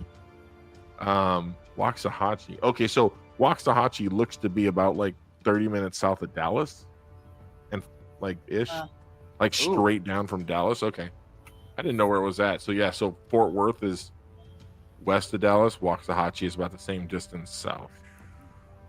Yeah. And you're going? Where are you going? Longview. Longview. I was about 2 hours away. Look at that, jabroni. Turn your phone sideways, jabroni. Who's that? Who is that? Maybe it doesn't work. Usually it works. There That's we go. Trace. He's the one that lives. He's the one Hey, that Trace. I went He's down the to, show off that got 2 coins this last He- weekend. Hey, Hey, you know what was everybody. funny about that is he There's went nothing down. funny about that. There is nothing funny about that. He went down not even like nothing, like didn't know like anything, and then because they were already down there Thursday for when Rogers sent me the clue, so like he didn't know they didn't know anything down there, and then it was funny because it wasn't Rogers that he got first. It was this the bowling alley had one of those games where you line up the little pinchers, and then it moves it forward, and then you have to like cut the string and then have it like drop like prizes and stuff, right? Kind of like a claw grab, but like a reverse. Say hi, You got Elizabeth. prizes that are like hanging, and then hey, how's it going? That's And then Elizabeth. anyway, so he had to that way he had to kind of like buy the coin in a sense, kind of keep doing it. And then the other one that's there was fucking Donkey Kong high score was 195,100. 190. Just to give you an idea, I'm a pretty fucking good gamer when it comes to things. I used to own a Donkey Kong. Okay, and while we were there, when he came, I was like there for like what, probably 45 minutes, Trace, when you guys came back, and the highest score I could get was 43,000. That was the highest, and that was plug-in That's quarters in. And I was like, and then the guy that was there was like, he said something along the lines like, "Yeah," he goes, "That's not even my highest." And I'm like, okay, so so first of all, you're bragging. This is a vanity reason that you're hiding this coin. Like, people are Goonies. They're not Donkey Kong professionals, right? Like we go down there to search a like if you want to put the effort in to like do a treasure hunt like Roger did, like do that, right? But don't make it an impossible. And then when the guys goes, well, yeah, if nobody gets it by the 41st, maybe we'll do something different. So they're literally thinking about holding on to that idea. And I'm like, and I remember Trace was there. I looked at the guy and I was like, do you want to arm wrestle then for it? And he's like, no. And I'm like, exactly my point. Like you wouldn't want to arm wrestle me because you know you'd lose, right? So why would anybody come in here and try to beat this damn? You have to sit there for days and days. That's By what the he way, wants. Yeah, it's kind of Yeah. Making By the money. way, unobtainable. Maybe you asked me where there's an available coin. Hone your Donkey Kong skills right there. Oh yeah, right. No, I know where it is. It's right there on your shelf. Oh, You're holding it for me. Yep, that's one right here. that's Ron. Is that the one No, signed by the other Sean? one. Oh shit! Good luck at that one. All right, Kelly I'll breaking take it. into your house Kelly? and taking it. Right. Kelly, did you just give me the nod? No, I didn't do anything. Oh, I said, "What's up, Kelly?" Oh, I didn't even hear you. Oh. Well, you can start over, Kelly. What's up, Kelly? Not much. Hi, Kelly. It was a crappy day. What was crappy about it? Yeah. Well, pretty much because I do my job and I do it well. I get to do other people's job. So it was really stressful doing my job and 2 other people's jobs because they don't do their jobs. So that Why do you picked feel up- necessary to picked up the do slack? somebody else's job, ma'am? Well, if I don't do it, then I'm the one that gets in trouble because my manager knows that I can do it. And So then there's zero expectation from the person that should be doing it, and then expectation Exactly. comes from you, and then of course you're put on the. They Trace, don't get in trouble. Trace, I don't for think you have the doing flip their job. turned on. You have to turn I your I phone. do. Their job. Flip. I do. I don't okay, know what's so going Kelly, on. I know what you need to do. Quit my job and get a new one. Well, first, before you do that, go on vacation and let them I'm see doing that next how month. it is without you there. Mhm.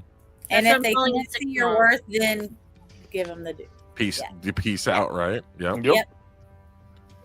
I did that's that for. I did that I want to say it was like for zero reason. I should have done a vacation. I just took the time off, right? Because I was like, what am I gonna do? I ended up reorganizing my place. That was about it.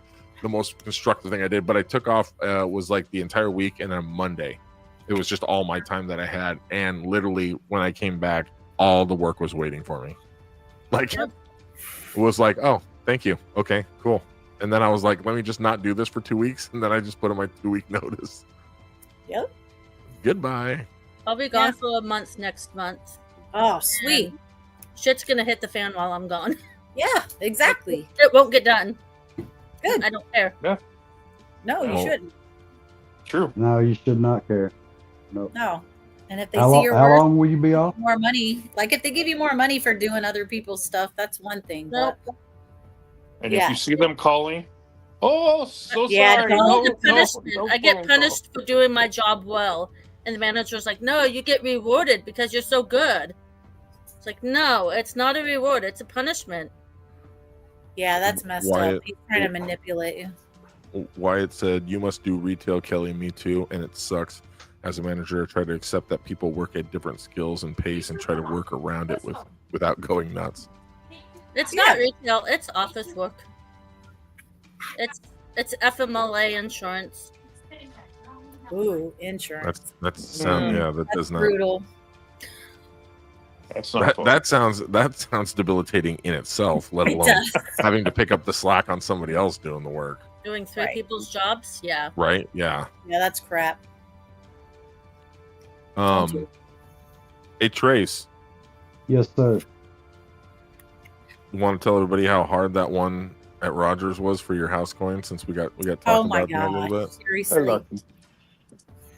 This thing was There you literally go. this thing was we were looking, we were figuring, we were asking. I think it was tough. Like, I mean, I commend Roger because Frustrating. Yes. it was frustrating too, but it was like, yeah, it was. Hey, I'm just saying, it was work. Poor If, Trace. if we didn't spend pretty much the majority of the day there, like, I don't think, like, if people would have came in and looked for like an hour, they would have given up. Like maybe They even did. 2 hours. would have- That- That's several- how I several felt on that people did. weekend on the 40th because we looked everywhere. Oh yeah, same. I mean, same. It wasn't until Yeah. that Sunday, the friggin' last day. But even before then, it was a speed game. It was a how quick can you follow everybody down in Astoria, get that Right. clue, and then drive or be there. You know. Lucky. I even saw one group that was down there. They had there was 5 of them, and they would stay in 5 different places, literally just sitting in their cars at 5 different places, waiting for clues. And then that person would go and get. I was like, "Geez, that's." And they got. I think they got 2 coins out of for all 5 of them. I'm like, you guys should have got a lot more than that. But I didn't even know Yeah, it was you going got on. 5 by yourself, right? huh?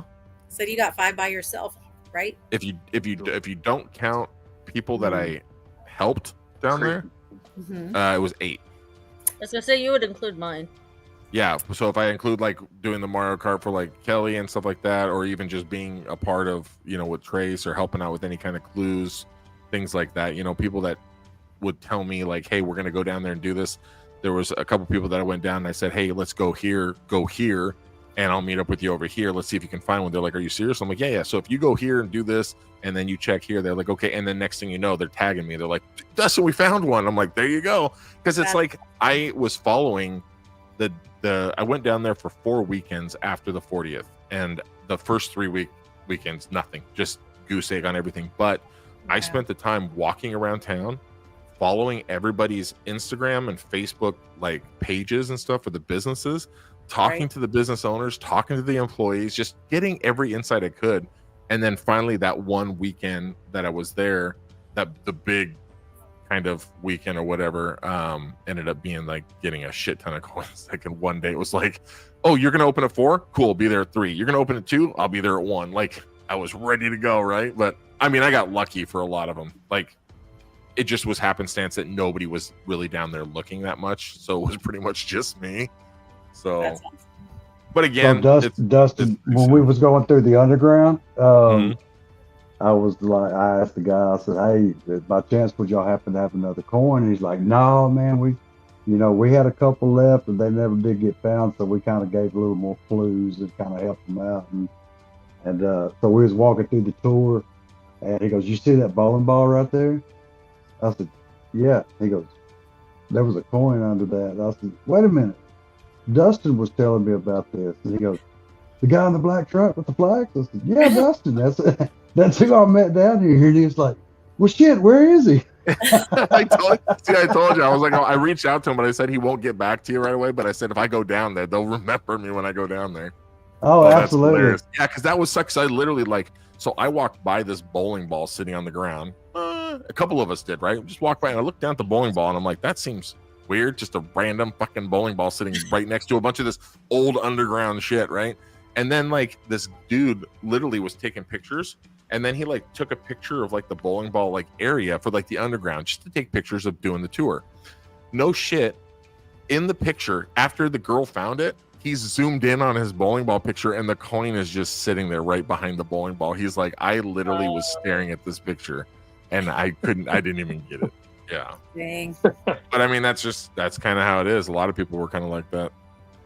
But again, I hope that there's more that come down there, because I'll go back and get more to be able to give away to people and stuff.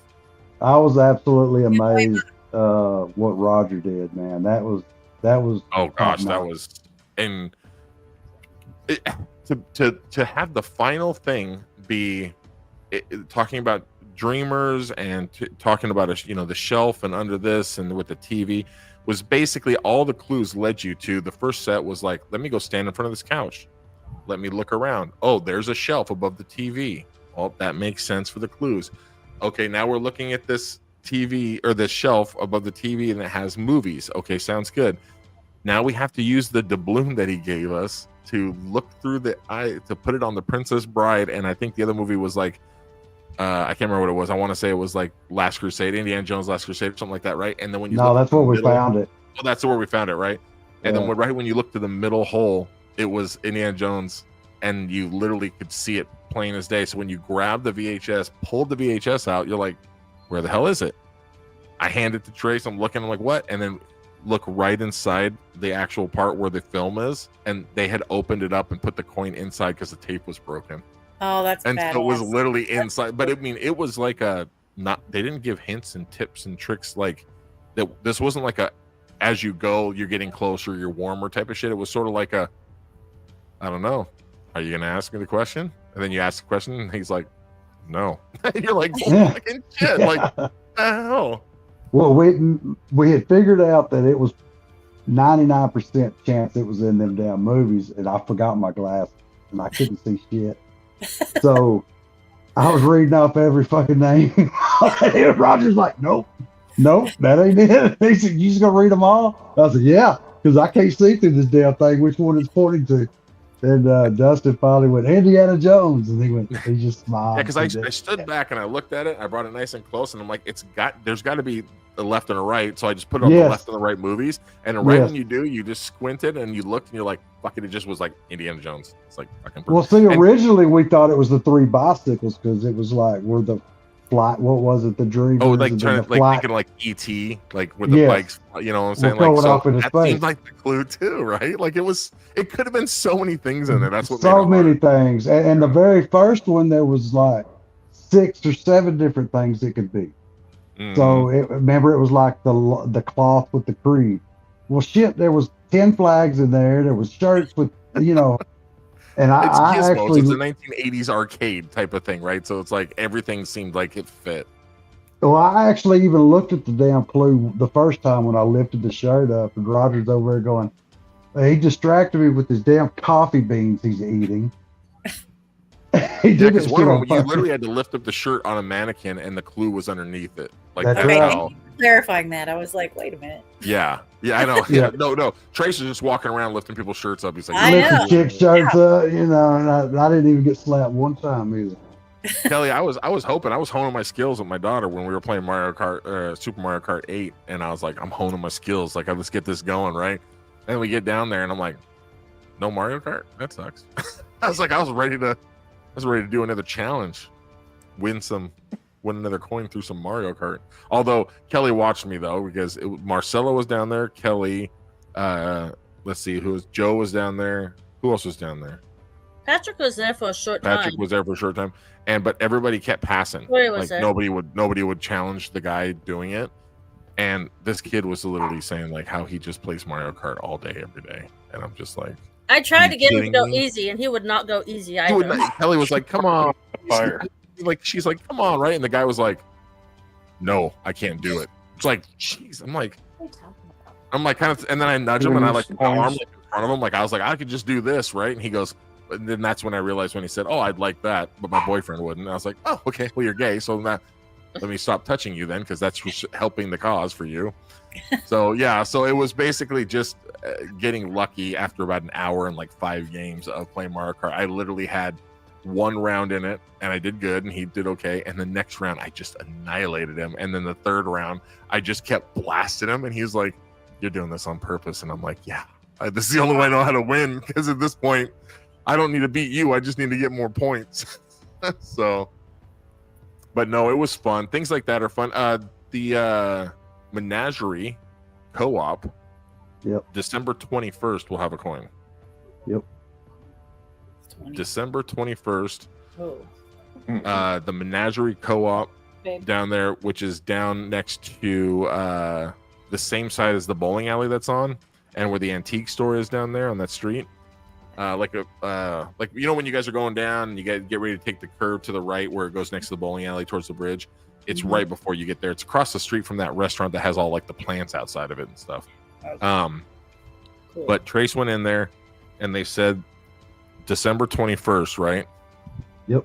Yeah, was they're gonna have a coin, and they're gonna have a clue, and that's gonna be a hidden one. That's just gonna be in their store, just a hidden coin.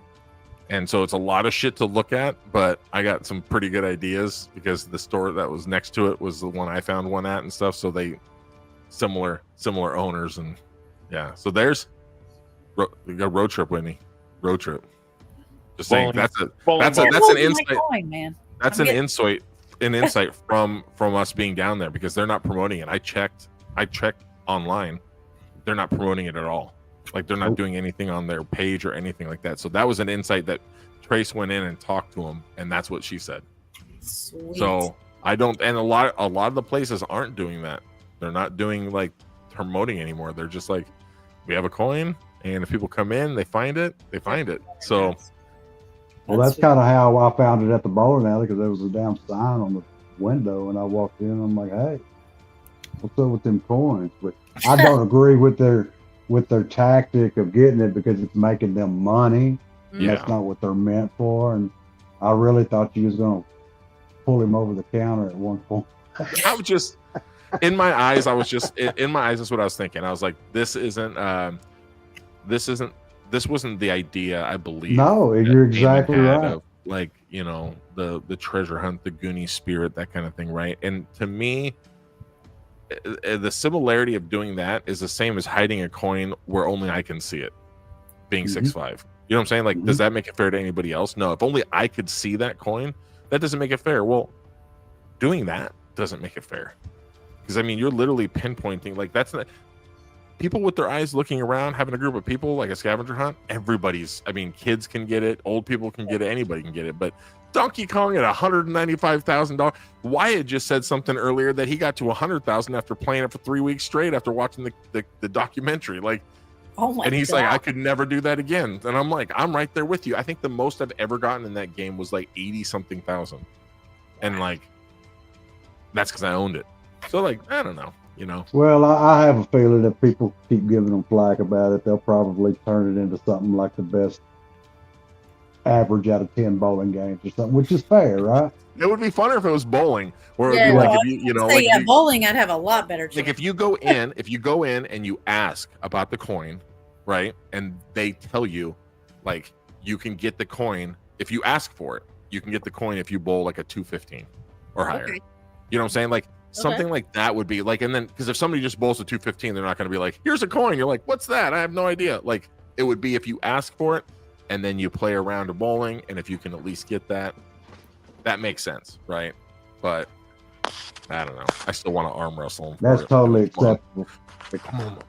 We're just gonna make a lot of money in the next 9 months. Yeah, like on Donkey Kong, a quarter at a time. Right? Yeah, that's Well, true. I mean, I wouldn't put it past Bayman either to have a whole nother stack that he didn't put out for the first. You never know. I mean, him and Liz did find a whole nother bag of them like about 2 months ago that they didn't know that they had. So yeah, and when you think about finding, Well, I mean, them, have you noticed on the Goonies pages from our post all weekend how it kind of re-sparked the whole thing? People are talking about it. oh really? Have you read any of that? I just Oh, just the beginning yeah. part. I mean, People were like, everybody. so Jennifer went down there too. Her and her boyfriend, or her husband. They went down there, and it sounds like they tried for hours. There 4 hours or 3 4 hours. They tried for like 3 hours. I mean, I put in at least probably a little over an hour total time, but you'd really have to just sit there plugging in quarters, and even then it would be fucking hard. Yeah, see, she even agrees, right? The quarter machine broke when we were there. We had to use dollars. Oh, brilliant. 3 hours. Sorry, yeah. guys. Quarter machine's not working. Right? $100. You have to play more times now. Yeah. That's right. That's Pretty soon we're gonna go back in there and they're gonna be like 5-minute Donkey machine. Kongs for $5. Yeah. High score wins a coin. Yep. Dang. You know what? I'll just bring my screwdriver in and have somebody stand behind me like they're watching me, and I'll just unscrew it because I know how to change the high scores on those machines because I have them. I'll just be like ding ding ding ding ding ding ding. DMJ, I'm in. They're I 95,000. got you. 200. do you I think gotcha. that's honestly a true score? I don't know. You could hide It's behind weird. me. It's weird that he didn't. That there's no name on it. And when you change the scores to create new high scores, like when you see high scores are like 100,000, 90,000, 80,000, right? And then you see somebody goes, Has I some got initials. 35,200 or something, and then their initials. There were no initials. There were 2 blank spots at the top, which means you could easily just push the button and make a high score. So I don't know. We'll see. I mean, I'm not calling anybody a liar, but I am saying that that's just ridiculous score. Ridiculous. Yeah, Even he if could be you- putting his own name and stuff up there too. So Yeah, it'd he's be like, different if "Oh, you you like- gotta beat yeah, this." Yeah, this is my name. My name's Bob, and I beat the high score. Yep, that's some crap. Jeez, well, I'm glad Kelly- you're holding that coin, so that'll work. Kelly, where's it? I'm gonna manifest that coin into I'm my about to say. Yeah. You. Yeah, I know. Baemon's gonna end up pulling a name out of the hat, and he's gonna be like Whitney. Oh, and it Whitney's better gonna be my like- name. And then you know what I'm gonna do? I'm gonna be like, oh no, it's sorry, that's upside down. It's somebody else's name. That'll be so messed up. No, I want to do. Yeah, I'm gonna do that. I want to do that up at the Goonies house and have Bayman actually pull a name. And out. that's But gonna here's be the other thing though too is when 41st. when I not at it's gonna be before the 41st. Okay. Like I want to do it like probably by like end of winter and give a little bit more build up for it, more points and things. But then people can win more things and stuff like that up until then. Gives me some time to maybe get to do a double drawing for the coins. If I can find more coins, then what I'm going to do is I'm going to have that be the one time that Damon pulls out names for all the coins that I might have. So, and I had somebody else that has 2 that were even talking about maybe donating one of the coins as well. Oh wow. If it's around March or April, I'll go with you. Yeah. Me? No. Well, no, I'm only keeping the 2, the Bayman and Liz one, and the where's it at? And my Sean one. And and your Sean one. Yeah. Those are the only ones that I'm keeping. and for anybody that doesn't know, like this one right here was when Paul was out there, and that's so cool. you know, when he came in from the UK and stuff, and then this one, number 61, with Mikey's signature on that was a coin that I went down there and found for somebody. Not gonna name names, but I did used to do a podcast with them, and I'm just saying, sometimes you're a bad kid and you got to get grounded. That was what I took away from you. Nice. I'm just saying, like that was the thing. I had people saying, "What are you gonna do with that?" I said, "Well, I'm gonna probably give it away like I did the other ones." And then, of course, you know, you meet Sean Astin, and you're like, "Well, maybe I'll keep a second coin for myself and have him sign that coin, right?" Heck yeah. After giving away 6 of them and helping other people, I don't think that was too greedy, you know. 6. Jeez. But yeah, no. And you know what's funny too is that coin was actually in an envelope, and the name was in there. And I sent a message, and I haven't talked about this, but I might as well talk about it tonight because this was a mental health thing for me. Honestly, this was a moment where I was made a new friend down in the 40th, right? Hung out with him multiple times, broke him out of that anxiety, hosted a show with him because he asked me to, and I didn't want to because I wanted to do my own podcast, but he said, "Get some knowledge, do this.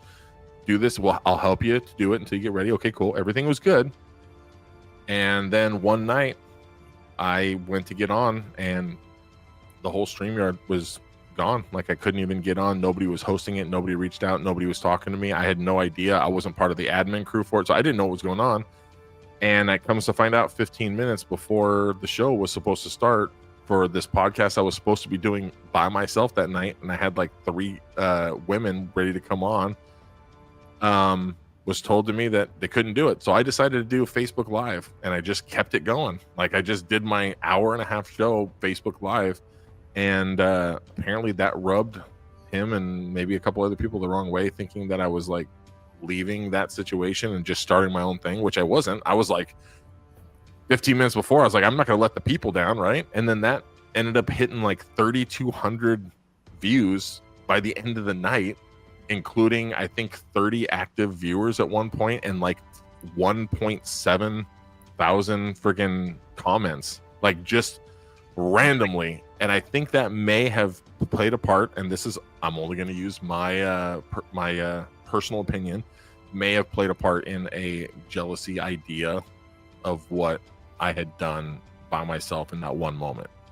Yeah, but why weren't you on when you were supposed to be? So right. And so then I reached out when there was some negative stuff that was said about me starting my own podcast, which I hadn't done.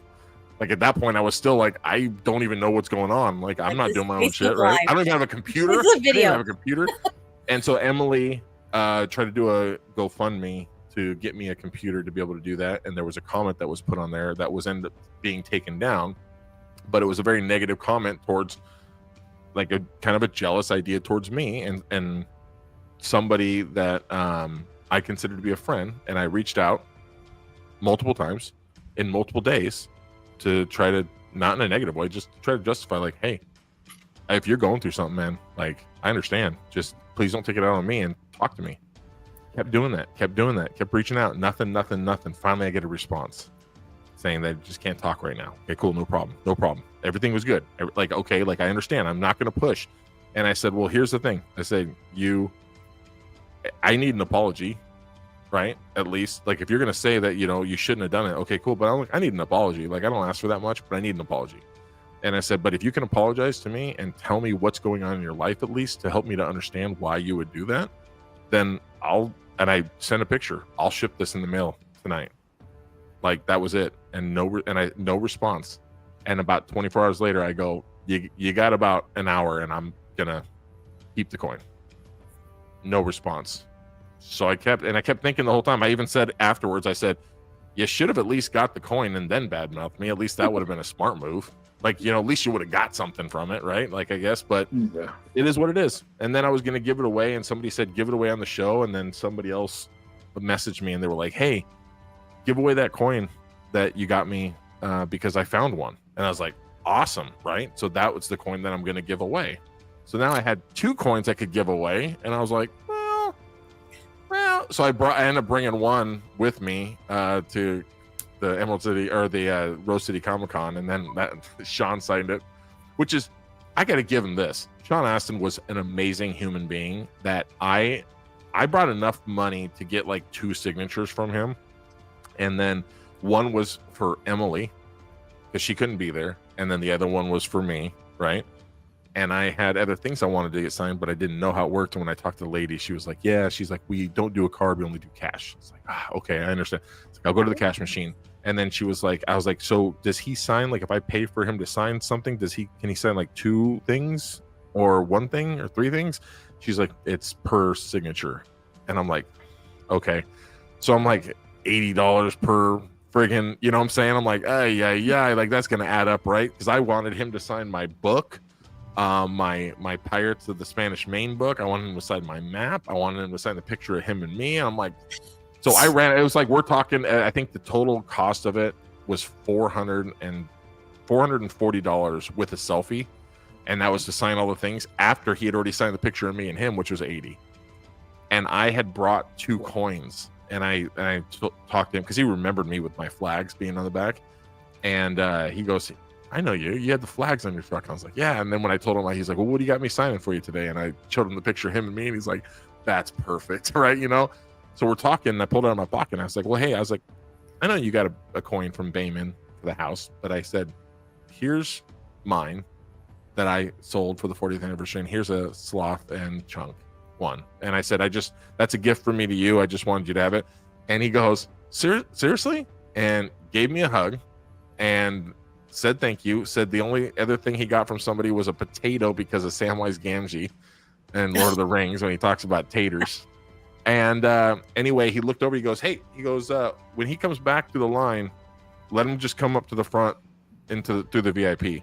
And then he's like, what do you sell these for? And I was like $30 on Etsy and stuff. He's like, that's it? Really? And he's like, and he kind of feels them, and he's like, and he looks over and he goes, how much did he want to have signed? How much was that? She was like $440 with the selfie. And he goes, that's a fair trade.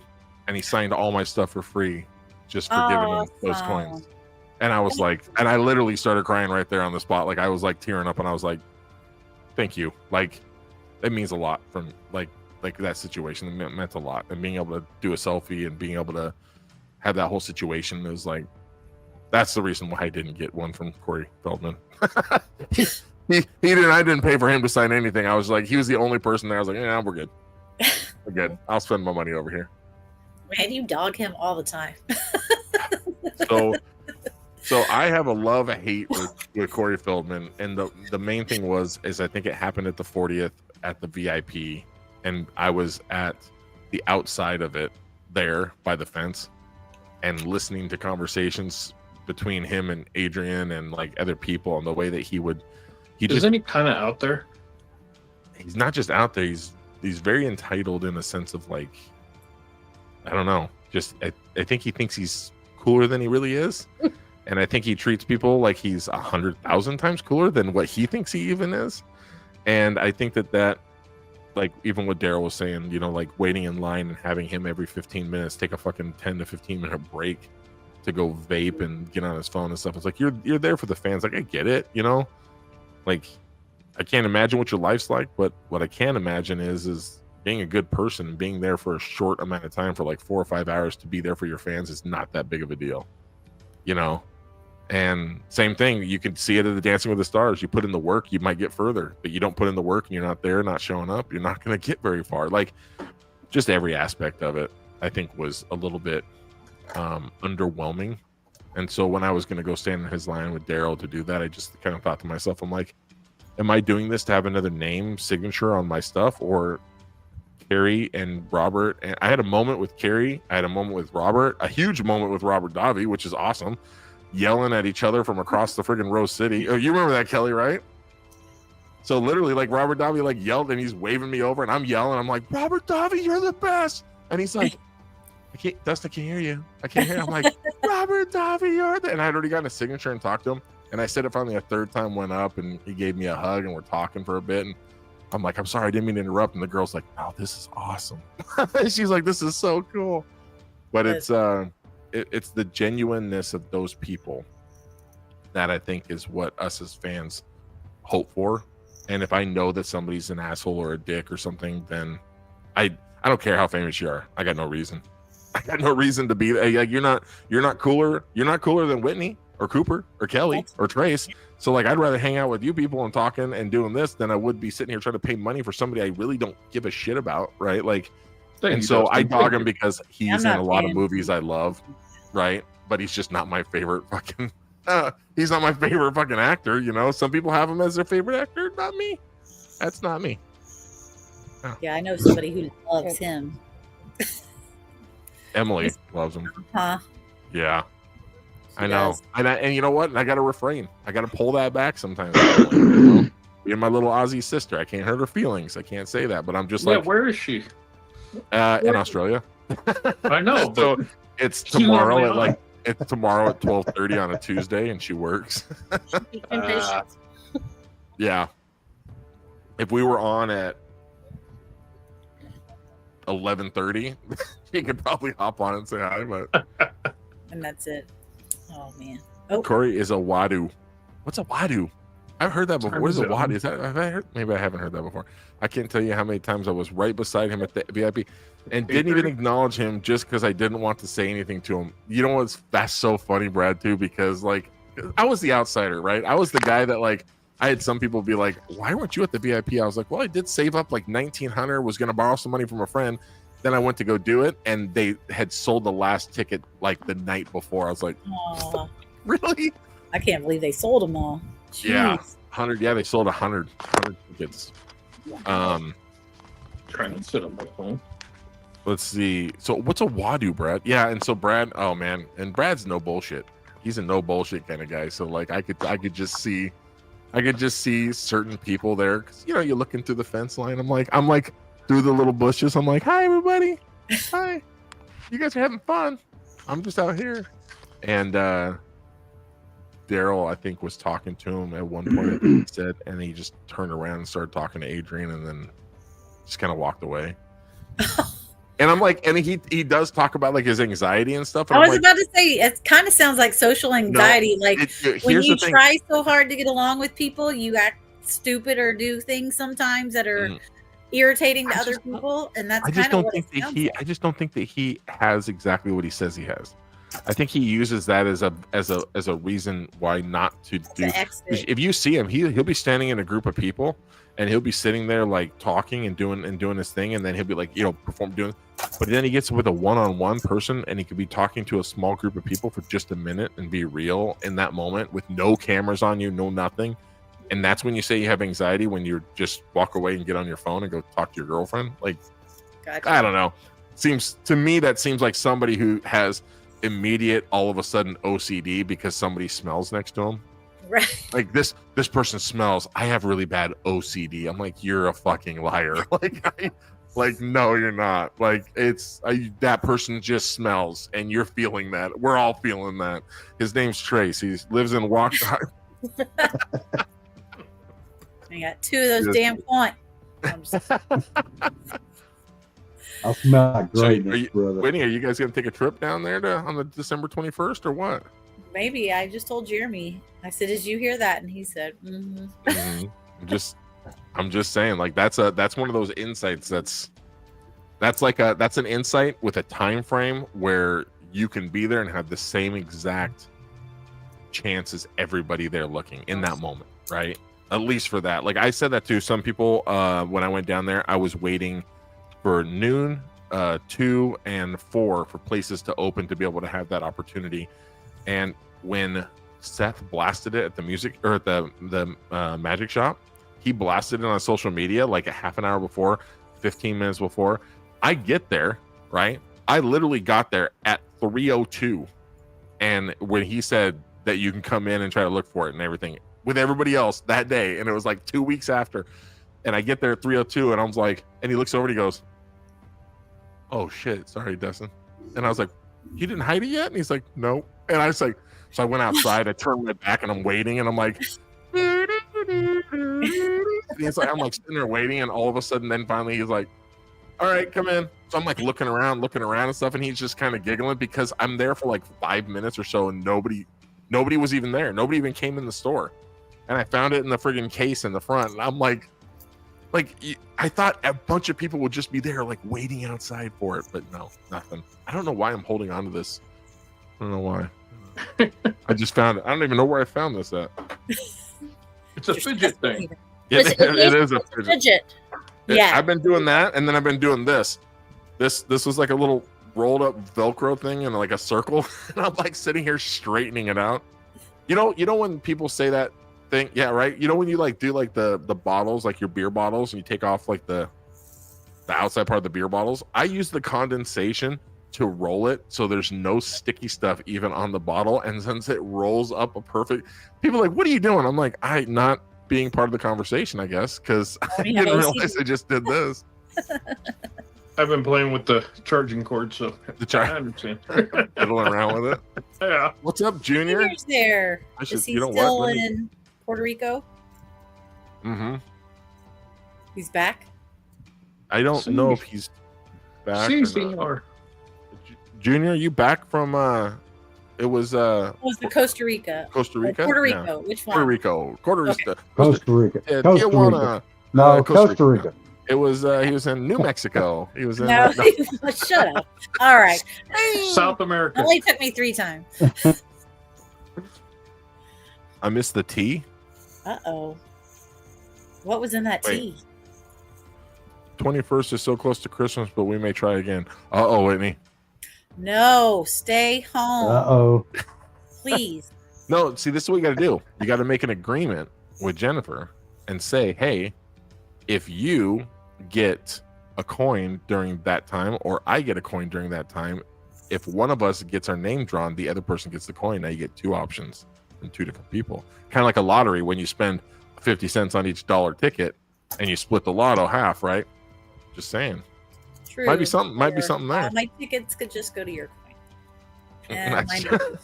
You got a lot. You do have a lot of tickets, or you got a lot of points on you, huh?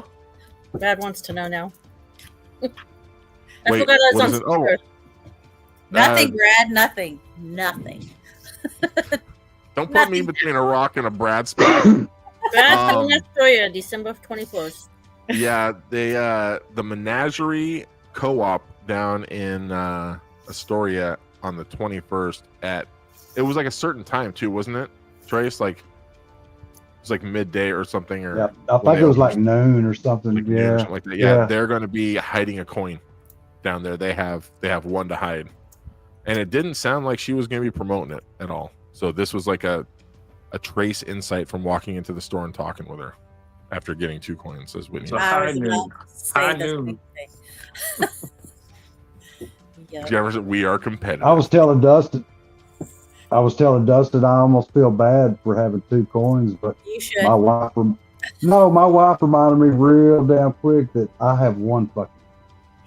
That's right. Oh yeah, that's right. Yeah, she has it. I can respect that. That is right. She sounds awesome. That's right. Oh, Jennifer, I did not even see that one up there when I was talking about that. The random post. Yeah. Sorry about that. I did kind of looked over it. I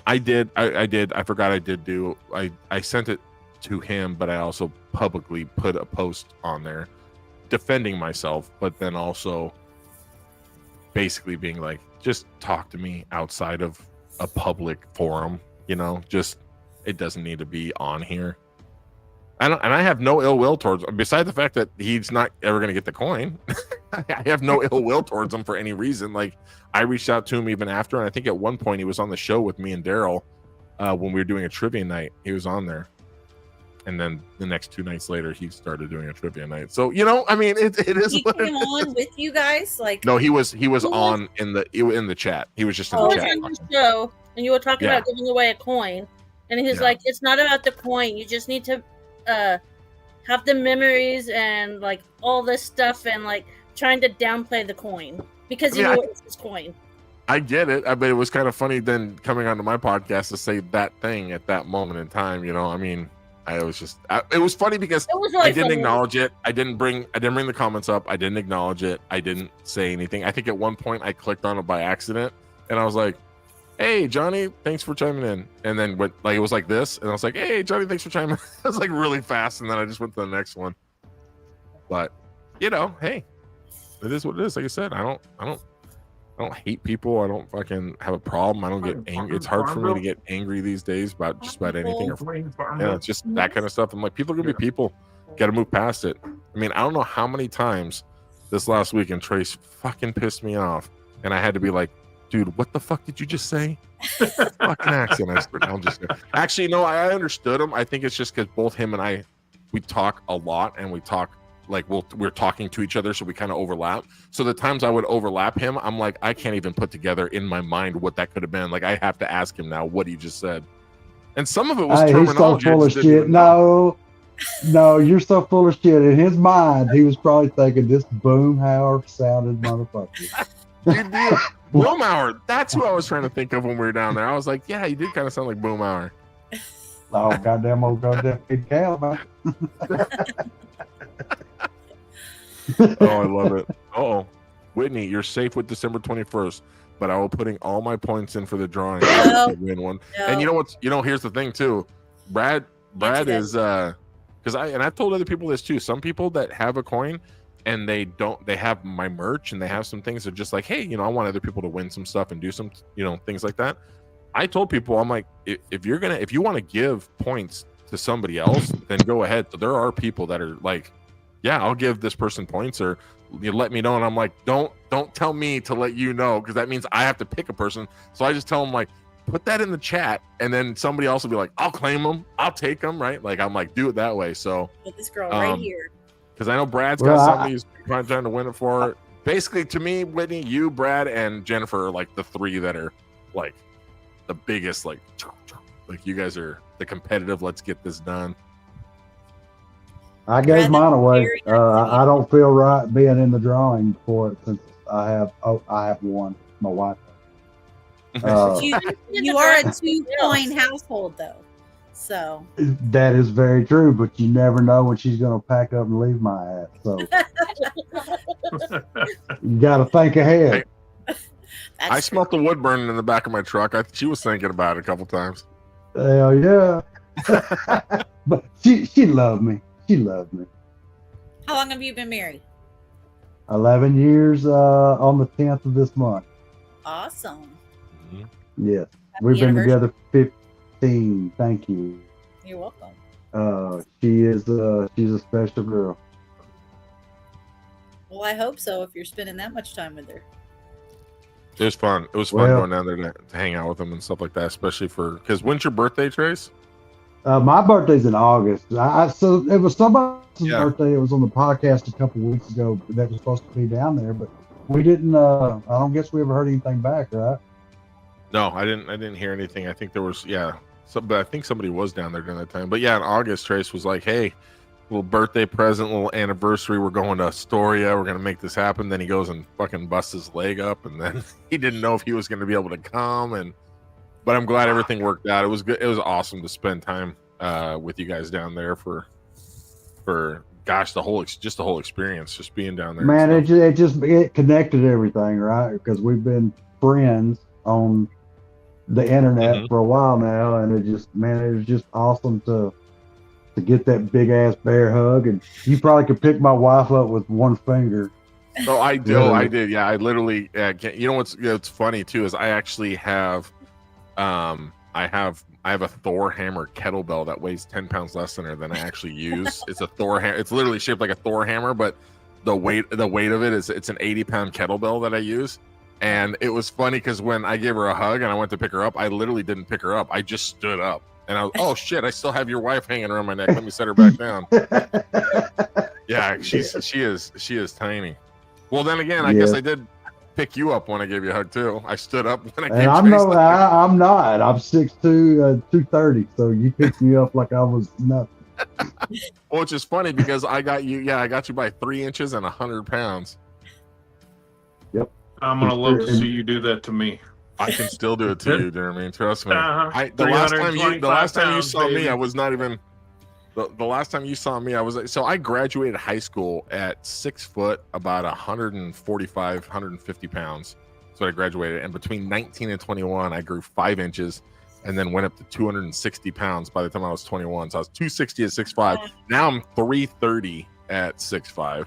And so it's funny when people stand next to me or they like see me for the first time, because people like, I know you big, but then I stand next to you. Like when I saw Kelly for the first time, I go over and I'm like, hey Kelly, like we're talking for a second. I'm like, do you see Daryl? And I go to give her like a side hug, and she's like, yeah, I've seen Daryl like 3 times. You're tall. And I'm like, thank you. I was trying to get away from you. Like she was, and it was funny though because she found me before she wanted to talk to Daryl, and I'm like, I'm not the scary one. Daryl's the scary one. Someone has me beat. I'm 4'11" and where is he? half. Is he working again? Daryl. Dang. Yeah, I mean, gosh, he's been breaking and entering. He's that sounds right. Yeah, he's been working. In costume. He's been working a lot of dumb hours, like 12 to like 16-hour days type of stuff, making up for other people being like what Kelly was saying earlier, being shitty workers, right? There it is. Allie says it. See, I am not just the self-proclaimed greatest hugger in the world. I am the greatest hugger in the world. Here's the thing. I had a guy tell me once. He goes, you know why you're one of the greatest huggers ever? And I said, you mean the greatest hugger ever? He's like, yeah. That's what I meant. He's like, because you hug guys the same as you hug girls. He goes, you hug everybody the same. He goes, you always hug everybody like you are giving them the last hug that you're ever going to be able to give them. And then he goes, and then you don't let go after the first 2 seconds, and you make it uncomfortable, and it usually make it weird. And he goes, but it's not uncomfortable after. He goes, but it's funny. He goes, and he's another one of those guys. He's 6'3", about 260, and he goes, and every time you give me a hug, you fucking pick me up every fucking time. And he goes, and it makes me feel little. And he goes, and I love it. but it is one of those things. I think why I value it so much is, to me, a really good hug is the same as a very respectful handshake to a man or a woman, right? On a professional level, when you meet somebody for the first time and you give them that, that handshake, and you're like very respectful and you're courteous, giving somebody a hug when you see them, if you can't do it with that same respect and that same passion, then don't fucking hug them. Like, wait until you're fucking ready for that hug and then go give them. What would you have done if I came over and gave you a hug over there in school? Dude, I hugged everybody. I did. I didn't hug all the girls because I had a girlfriend, so I wasn't allowed to do that. But that's right. But in school, dude, I remember giving you a hug. I remember giving you a hug when you were. I was an 8th grader and you were a 9th grader at Callis, because somebody goes, "Hey," he goes, "Go up and try to pick up Jeremy." And I was like, and I ran up to you because they didn't know I knew you, and I ran up to Jeremy and I go to give him because Jeremy has been big for a while, right? Like you've been like the same height. I feel like since you were like like since he was 10, he's been 7 feet tall. No, I'm just joking. But I remember going over and I remember grabbing him from the side, and he looked at me, and I was just like, "Just give me a hug," and I just ran away. Like that was it. And everybody was like, "Is he heavy?" And I'm like, "Yeah." Like, but I faked it. Like I was like, I'm just giving you a hug, bud. But I was also just a big nerd in school. Like, I mean, running around thinking I was cool. Did you go to school in Washington? I always tried to be nice to everybody. Yeah, so I grew up here in Puyallup, Washington, and Jeremy and I went to junior high and high school together. Cool. Oh yeah. Well, hey guys and gals, I gotta go. My wife, it's her bedtime, so I gotta go tell her good night. Good night, Jen. Well, I'm also going to be jumping off here too. crazy kids because somebody did ask me what I do for work, I think, or something like that. What don't you do? What do you do for right? So just on a really quick, so I work for a company where I deal in raw metal distribution for like aerospace companies, so like SpaceX and Boeing and I thought you're still Starlink. working for Granger.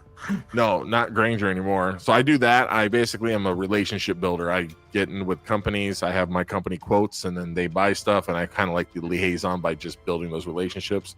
And then I'm also a personal mover. I do simple single moves for people. So like a apartment complex, 1 or 2 bedroom, I move everything by myself into a truck, and then I load it back in, or storage units. And then I do DIY. That's the third job on the side, where I put together like shelves, whatever, TV, center, whatever, desks, whatever somebody needs, that kind of stuff. Usually it's like old Pretty women, much a handyman, kids, handyman type stuff, right? And then of course I have my Etsy shop as well, and then I sell feet pics on OnlyFans. I can't believe that's all you do. No, I don't do feet pics on OnlyFans. That's the only things that I talk about. Hey, what's up He with straps those washers and dryers to his back. What's up? I said you strap to your back. Mm-hmm. Yeah. So I can actually grab, like the top loader washers. People think it's funny because I reach my hand inside the part of the drum and I can grab it and I can pick it up with one arm. And just walk way. In. Oh yeah. Nope. Up to a 22 cube refrigerator, I can bear hug and pick up like this and move it. Yeah, I used to move appliances for a living, so yeah, it's kind of Did you say you used to work for Sleep Country? Yeah, I was a logistics coordinator and warehouse manager for Sleep Country. I was there. I was a warehouse worker and a delivery driver and stuff too. We might have crossed paths, Jeremy. I might have been your boss, and you were doing such a good job. I didn't even say anything to you. Nah, because you were probably over there by the Boeing. You were over there by Boeing. Yeah, I was way before that. I gotta go, guys and gals. Give Jen a hug for me. I will. Good to see y'all, everybody. Good night. You too, brother. Good night. Bye-bye. Well, everybody, thank you guys for coming on. And tomorrow night, I am going to possibly have Becky and Dijon on, but I also want to open it up for anybody else as well.